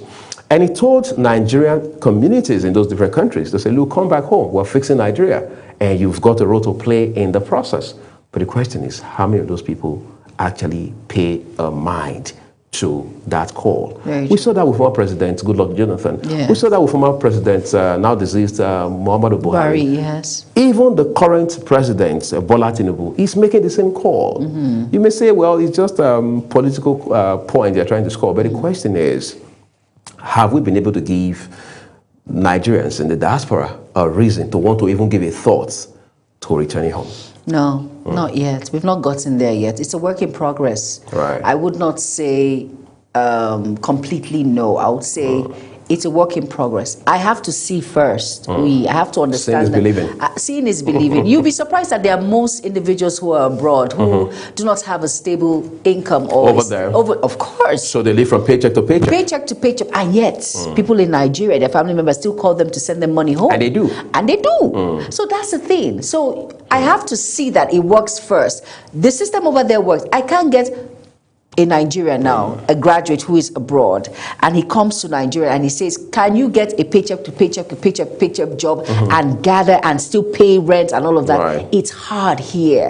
They are there because the system works. It might not be as what they have planned in their mind, but guess what? It works. And at the same time, I am able to send money home. Right. And you tell me that this system here is going to get better. Let me see first. Once individuals who are here stop calling me and telling me, okay, send me $100 now, or okay, $20 to do something. And the fright of, imagine, $20 and you're asking for this one, the pressure of come on, Uye. Right. Once that pressure douses down and we see that things are working here, when it comes to educational sector, it's working. Health sector, it's working. When it comes to transportation, when it comes to the basic needs, meeting all the basic needs of Nigerians, and at the same time, you hardly call someone abroad to send money. The person would think twice and say, okay, I think it's working now. I think I should just do whatever I'm doing, come back home and try and make it work. Because really, the truth is, Nigeria is the only country that we have.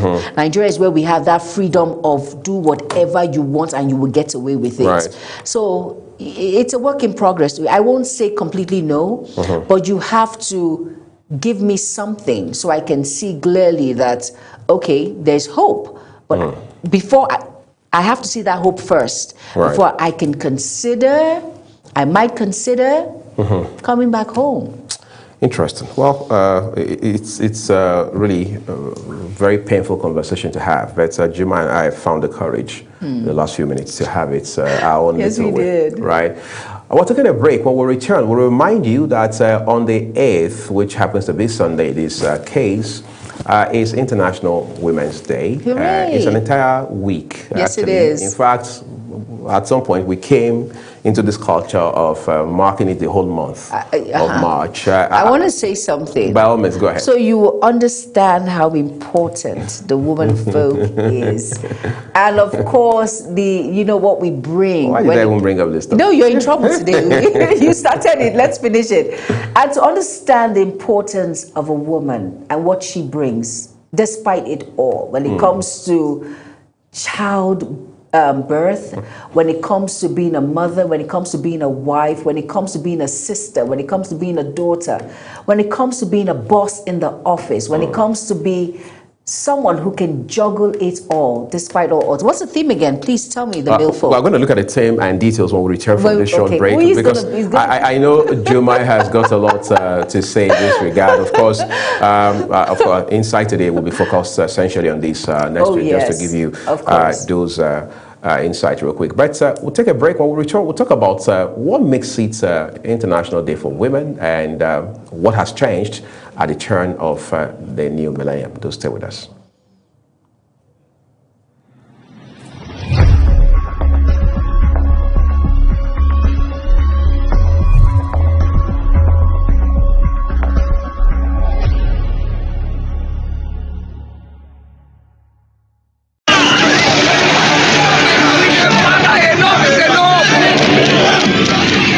In an age of breaking news, you need a trusted source that prioritizes accurate, factual, and unbiased reporting. This is AM News, and I am Ubong Osoro. On global television, our news is rooted in verified and authoritative storytelling that keeps you educated, informed, and enlightened on all the issues that matter to you. I am Sadia Yakubu. This is Midday News. You can trust a multi-platform news broadcast real-time and fast-check stories for all the big local and foreign headlines round the clock. I am Ramsey Enoch Agbo. This is News Express. Our array of anchors delivers the news to our teeming viewers, breaking it down with context and perspective. This is News Cycle on Global Television. I am Anieti Patrick. And the flagship news is your hub for the day's most engaging stories. This is News Prime, and I am Jumai Manson. Did you miss any of our news rounds? No worries. Catch up at 10 p.m. and midnight, 7 days of the week. I am Mukhtar Kasim. Global TV is on DSTV channel 365 and Star Times channel 276. We're active across all social media platforms at Global TV NG. Global TV News, accurate and unbiased. I'm Uyi Agmofwebe.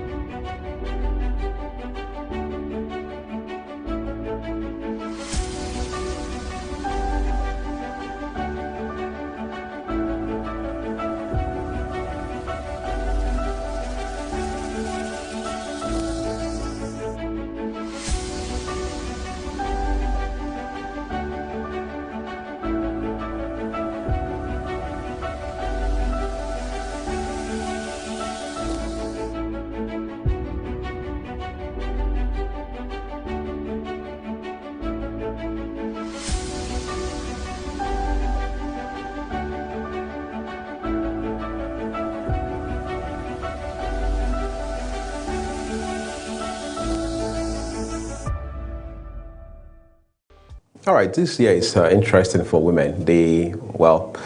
theme is not so long, one that you can easily memorize. It says it's give to gain. That's the theme for this year, give to gain.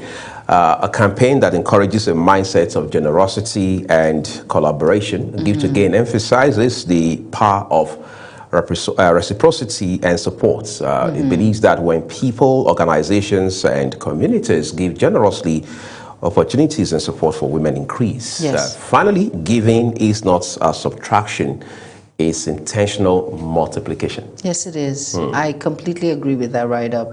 All right. It's completely multiplication once you give, and that's why I am an advocate when it comes to women who have established themselves, and you come back and serve as a role model to younger women. It goes a long way, and of course, men also who see women that have potentials, and you give that opportunity to be a board member, and she's a woman, without looking at the gender, and say to yourself, it's a man's job. And you give it to a woman and she delivers. Basically, it goes a long way.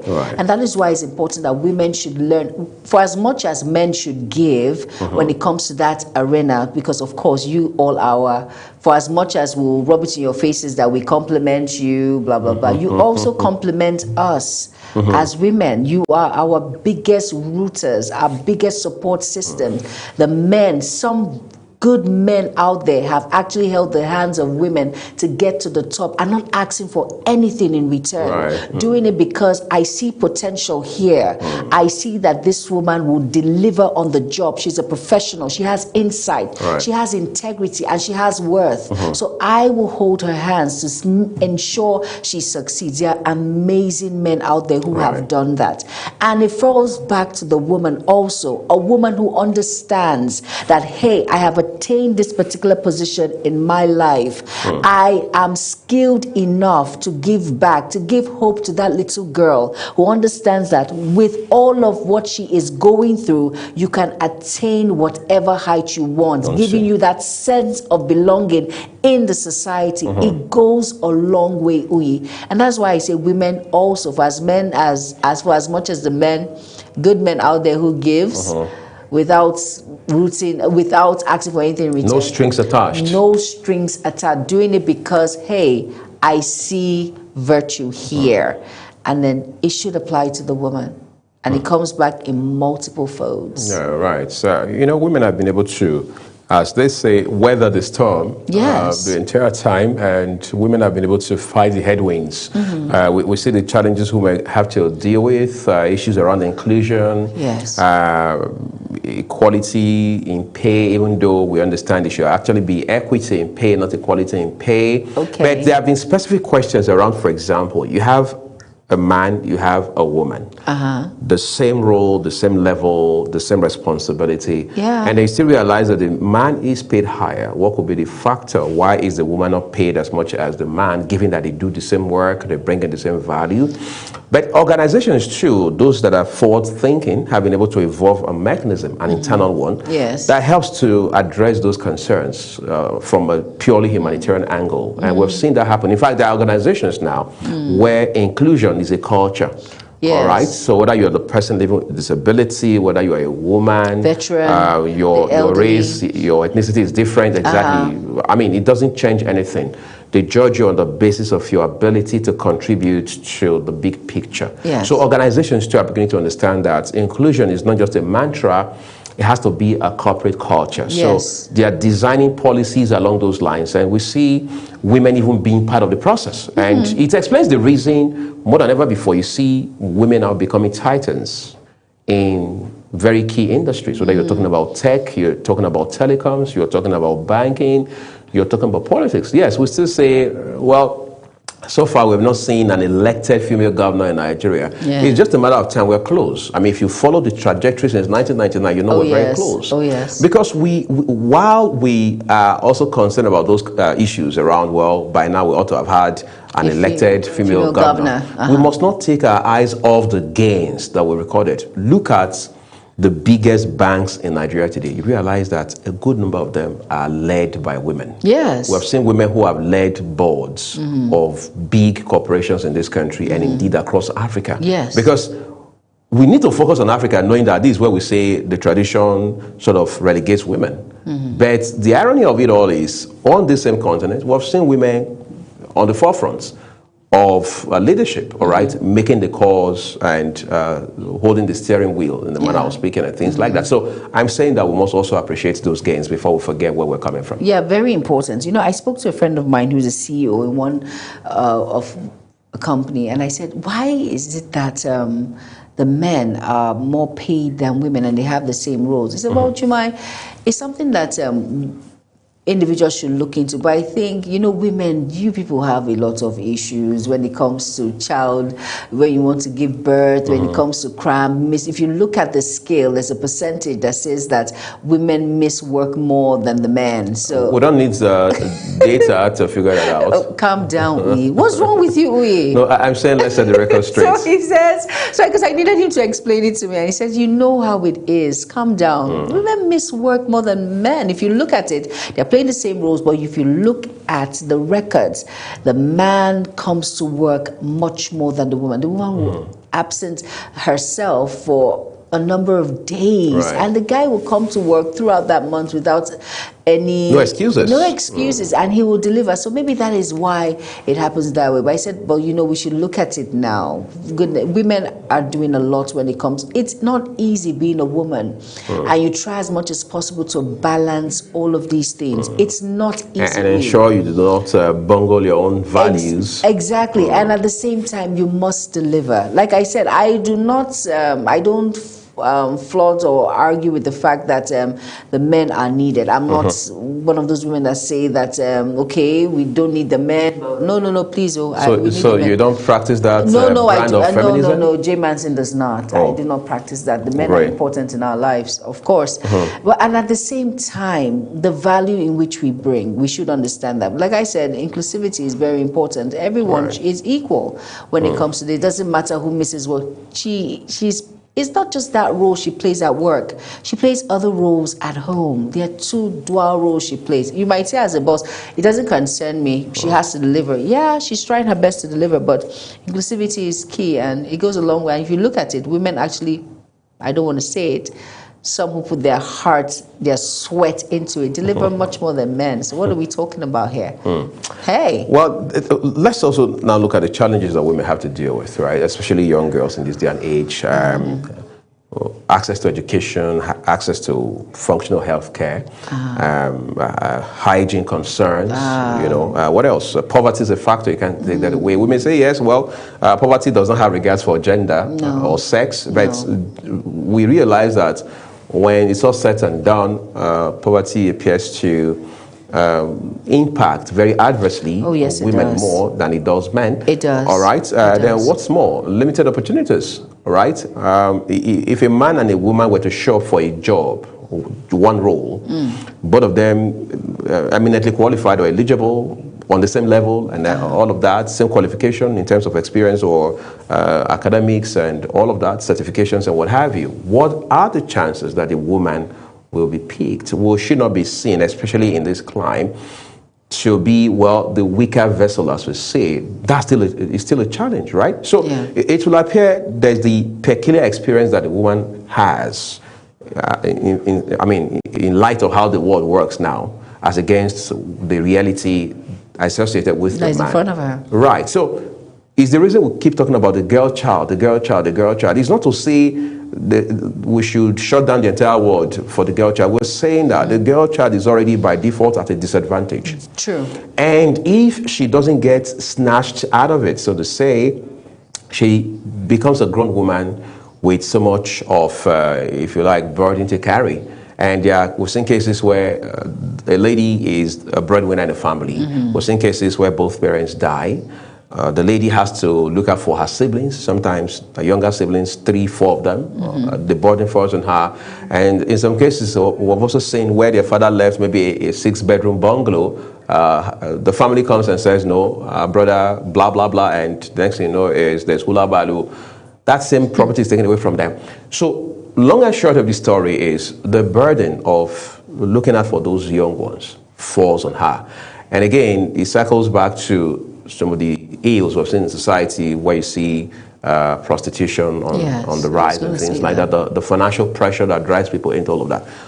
On the final note, I need to mention, so I had hosted a real-life program one time on radio. So the idea was people would call in and talk about their problems, all right, anonymously in most cases, real-life issues, and then we'll talk about those issues and stuff like that. So a lady reaches out and she says, I'm doing my 3rd year as an undergraduate in a private university. I don't have parents, all right? But then there's this man, sugar daddy as we always call them, who has, in fact, he started the sponsorship. He's been doing it the whole time. I've not lacked anything as far as my education is concerned. However, I realized that on moral grounds, I shouldn't be doing this, and I want to back out. Okay. But then the challenge is my education will suffer because this is the, if you like, the sponsor. And I'm at crossroads because I'm wondering, how do you deal with this? You see, that's not the point to stigmatize. That's not when you become judgmental. No. Somebody has a genuine problem. They even have the maturity and the humanity to come forward out, with it. yes. The only thing I could ask her was, do you have a business by the side as an undergraduate? She says, not really, but I have a skill. What's the skill? She says she is into crafts. She makes beads and stuff like that. I said, okay, have you been doing it or you just have the skill there being latent? She said she had been doing it. I said, okay. So we talked the whole time on live radio, business plan, in summary and stuff like that. So I'm saying that to say that these are some of the challenges that women go through. This was a young lady. I think she was 21 or so at the time. But then this one came out. How about those that don't come out? How about those that will never come out to talk about these issues? So tomorrow morning, God forbid, a million times to hear that somebody has ingested some substance, and we judge them. Again, we're talking about women. Calm down, Lee. No, I'm saying that we must make it special in every sense of the word. Yes, of course. Yes. There are limitations, I'm not going to lie, but so it applies to men also, but because the focus is on women, there are a lot of limitations when it comes to this particular issue and to balance it. That's why, you know, from the beginning I said, there are some men who would just look at you and just say to himself, no strings attached. I will do whatever it takes to ensure you succeed. And those men are really rare, and they are here on earth with us. Funny enough, they are. There's some very kind individuals who will just do the needful out of the abundance of their hearts. And that is why, for as much as she has a skill, that's kudos on her part, because she can always fall back on it if she feels, you know, like she says, more justification of her not being entangled with this, her quote and unquote benefactor. But at the same time, that is why I always fall back to giving back to the girl child or women who are upcoming also. You see, once you tell a story on how you started and where you are now, and you're a role model to these women, they see you and they realize there's a sense of hope. It doesn't matter how bad your story may be. It doesn't matter how bad your situation may be. Believe me, there's always a spring of hope. An idea will just come to your mind. And that is why, as an individual, as a woman, you should learn to look back at the younger generation by saying something. It wasn't all rosy. You explained to them that you had your fallouts. You had days that it wasn't, you didn't understand what was going on. But you kept on going. And these are the routes you took. It might work for you that is listening, or you might have a different idea. An idea will definitely come. And that's why it hurts me so much that some women who are made in our society, they don't give free lectures, free talks to give back. That's the only way you can be fulfilled. It's not all about entrepreneurship programs are good, palliatives are good, but you see that giving back and making that individual understand that, hey, you can attain this height and much more. You can be better than this individual that is standing in front of you and much more. Really, it goes a long way. Like I do a public speaking and presentation class. That's the way I give back. And I tell them, I said, because this is what I do, when you learn as much as you can, you must give back. It's a cycle, Uyi. Right. And that is the only way this world can be a better place. And that is why, and in a way, it will reduce some of these menace that we see when it comes to prostitution, when it comes to women actually taking the risk of ingesting drugs and traveling out of the shores in this country, being pimped to men. Right. All of these things that comes with the burden or the baggage or the garbage of women.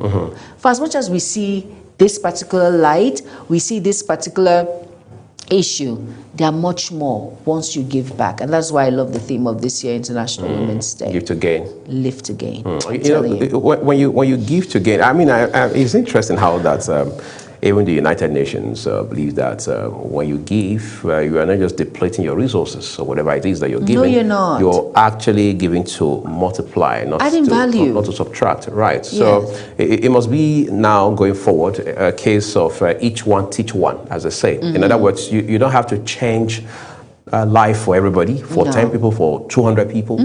Change it for that one person that you can, right? And you'll be shocked what happens going forward. I know of a guy, very closely. He moved overseas about barely 3 years ago or so. This guy would randomly pick people who just needed to register for WAEC or JAMB. But he was more focused on WAEC. He didn't have to know you. You didn't have to speak his language. Or be you his didn't have to share his faith. No, you didn't have to. You just have to be somebody who was ready but didn't have the means. He would call a tutorial house, sign you up for tutorial. I mean, the kind of tutorials that you take prior to sitting for WAEC or JAMB, as the case may be. He'll personally register for you. He'll get to know your parents. They'll follow through and ensure you write the exams and see you through into university. He won't sponsor you through because he didn't have those resources, but he wanted you to get started on a good foot, right? He would do that. He moved to Canada in 2023. When I look at him today, I can't extricate him from the impact he has made. Incidentally, I can't lay my hands on one of those people. That you see, he has invested in the world, whether you like it or not, right? So the point is, we can have individuals who do that in their own small corners. True. In his own case, he knew that he didn't have the resources to send people to university, so he decided his own sphere. And he says to himself, if I can send 2 persons to write WAEC each year, I'm good. The late Gani Fawemi, blessed memory, for example, had the scholarship scheme where I think he was sending about 40 people to law to study for law each academic cycle. Today, the man is no longer here with us. But you can't erase, no matter how hard you try, the impact he has made in that direction. Very true. Some of us, there are people who didn't grow up to know him. There are people who only got to see his picture, read about him. But you see, there are people who have become lawyers today, some of the finest lawyers in this country, on account of encountering him. So when it comes to women, it's not just about the day, 8th of March. What that day does is to remind us of what we should be doing every other day. Exactly. So we must stretch it beyond that special day. Very true. And make it special every other day. And we're going to be taking a break now, quite frankly, because this is a moment of reflection, really. When we return, we'll talk about a few other issues before we draw the curtains on Global Morning today. Do stay with us.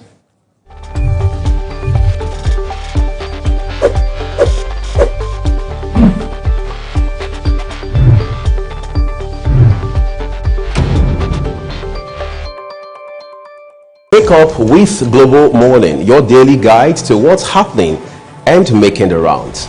We delve into headlines, newspaper reviews, spot-on analysis, policies, current events, real talk, real issues that affect us all. From the latest trends to the debate, every topic, every angle, Global Morning is where it all starts.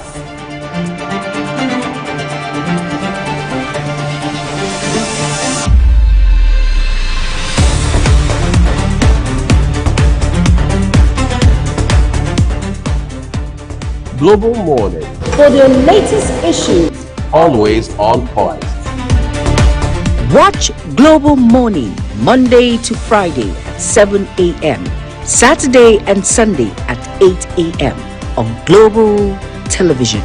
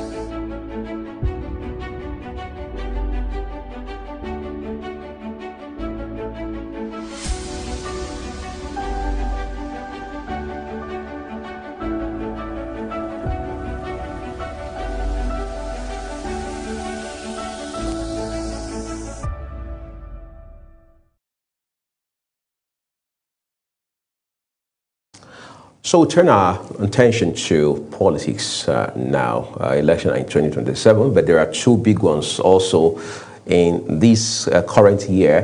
One will be in Osun, the second will be in Ekiti. Gubernatorial elections of cycle, as they are called. Again, these two elections are being seen as mock exercise, in a manner of speaking, for INEC under the leadership of Professor George Amukbito, the chairman of the commission. Well, he has assured that, look, going forward under its leadership, elections will be free, fair, credible, and transparent, even though he added a caveat stating clearly that the process will not be 100% perfect. But what Nigerians, I'm sure, would really like to see from this point on is excellence in the process. Of course, you can't talk about excellence in an electoral process when you don't have those elements I highlighted, being free, fair, credible, and transparent. And the politicians too, INEC has complained, are making its own job very difficult. It says internal problems, internal wrangling in political parties. All right, is making, it's complicating INEC's job because political parties are critical stakeholders in not just elections, but in democracy. Yes. However, the problem is, so you now have so much of conflict within the ranks, especially at the leadership level of these political parties, more so frontline parties. It becomes very concerning. Yes, PDP is the first in this regard. We have seen the Labour Party. In fact, the reason it will be at left Labour Party is on account of the internal conflict within the Labour Party. Very true. We've seen that happen within the APC too. But the APC, people will agree, has been able to manage its own challenges. Because whether you like it or not, the APC sticks together. Yes, we had a guest who say that, look, within the APC you have saboteurs. But the party has been able to stay together. Yes, you may say it's a marriage of convenience, but they are together. And they credit that for the most part to the leader of the party, who is the president of the Federal Republic of Nigeria. Very true. All right, so what makes it difficult, or maybe you want to say impossible, for these other political parties to use that same model? Is it that they lack cohesion at the leadership level? They don't have a rallying point? Because in the APC, you can clearly say that President Bola Tinubu is the rallying point. So who is the rallying point of the PDP? Who can we point to as the rallying point of the Labour Party or any other party for that matter? Because at the point, even the ADC, that's supposed to be the coalition party, also has had that problem. Yes, they have. Right, because as it stands today, there's still the, if you like, pendulum moment for them, swinging left, right, right, as to who will eventually become the flag bearer for the party, especially as it has to do with the presidential election. Yes. There is Atiku Abubakar, for example, former vice president, a man many believe is eminently qualified. Yes. What do you do with him in that party? What do you do with Peter Obi, former two-time governor, somebody who had also been a presidential candidate himself? Yes, he has. Changed the narrative regarding Nigerian politics. What do you do with that? You have a man like Rotimi Chibika-Amechi, two-time governor, former speaker of Rivers State House of Assembly, former minister for almost 8 years. Yes. What do you do with him? These are people who have interest, who understand. Some people will now say, Aregbesola, former two-time governor himself in Osun State, former minister of of Interior, would also, is interested in becoming president, even though we know there are those who say, look, the man just wants to stay in the spotlight. He wants to be relevant within the scheme of things. He really doesn't have a presidential ambition. But we've highlighted three key figures, political figures who are interested. But in all of this, who is telling Nigerians about what would happen with power supply, electricity? Who is talking to Nigerians about fighting corruption? Unemployment. Who is talking to Nigerians about unemployment? The numbers don't look good. They don't. Insecurity. So are we putting the issues in front of these politicians? It's very important that we do when that time comes, really. But we've not heard any substantive worth when it comes to this particular issue. They just say they will.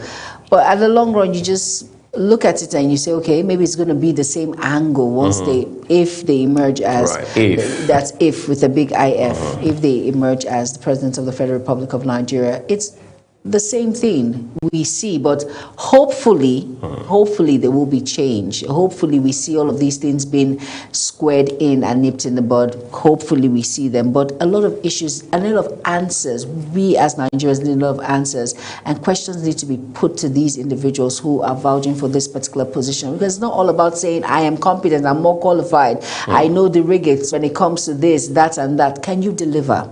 Right. Can you bring an end to insecurity? Can you bring an end to unemployment? Can you bring an end to the issues in the health sector? Can you bring an end to the issues in the educational sector? Can you bring an end to inflation? Can you bring an end to power? Can you bring an end to these issues that are biting Nigerians, which are basic amenities? That is, one, they are our rights. Ooh, ye. It's not a privilege. Right. It's our right. Are you kidding me? We are taxpayers. Now, it's now very serious now. But at the same time, a lot of questions and a lot of answers that we need. But these individuals are just, it's very political. They're politicians. And as much as I know, these individuals have not actually settled their rift within their own political parties. They've not. And if you cannot settle your rift within your political parties, you want to rule us as a nation. Hello? Are you kidding me? When you do not have peace, you do not have that still calm voice that will come in, let's hold hands, let's shake hands and see how we can make Nigeria better and see how we can fix this, this, and this, and this, and this. Everyone is just saying, moving into different dimensions, things that really doesn't really concern us in a sort of way, and you're disturbing our lives with it. Like, really, there are lots of issues, like I said before. Yes. But basically, we need answers. That's all I can say. No, of course, we do need answers. That goes without saying. But yes, ironically, we have to say it. All right, of course, there are questions about whether the ADC and the PDP should go together, form a common front. Well, yesterday, Juma and I spoke with Comrade Destiny Nabulele, and he says there's no better way to approach 2027 than for the ADC and the PDP to form a merger. That is one way to have a competitive edge against the APC in 2027. That's what we're leaving the conversation this morning, everyone. We can't thank you enough for taking our time to join us here on Global Morning today. And just to also let you know that we'll continue our broadcast here. My name is Uyi Agmofwegbe, saying have a great weekend ahead of you. And I am Jumai Manson. Thank you all so much for being a part of the program, for staying with us. From we and I, we say bye-bye.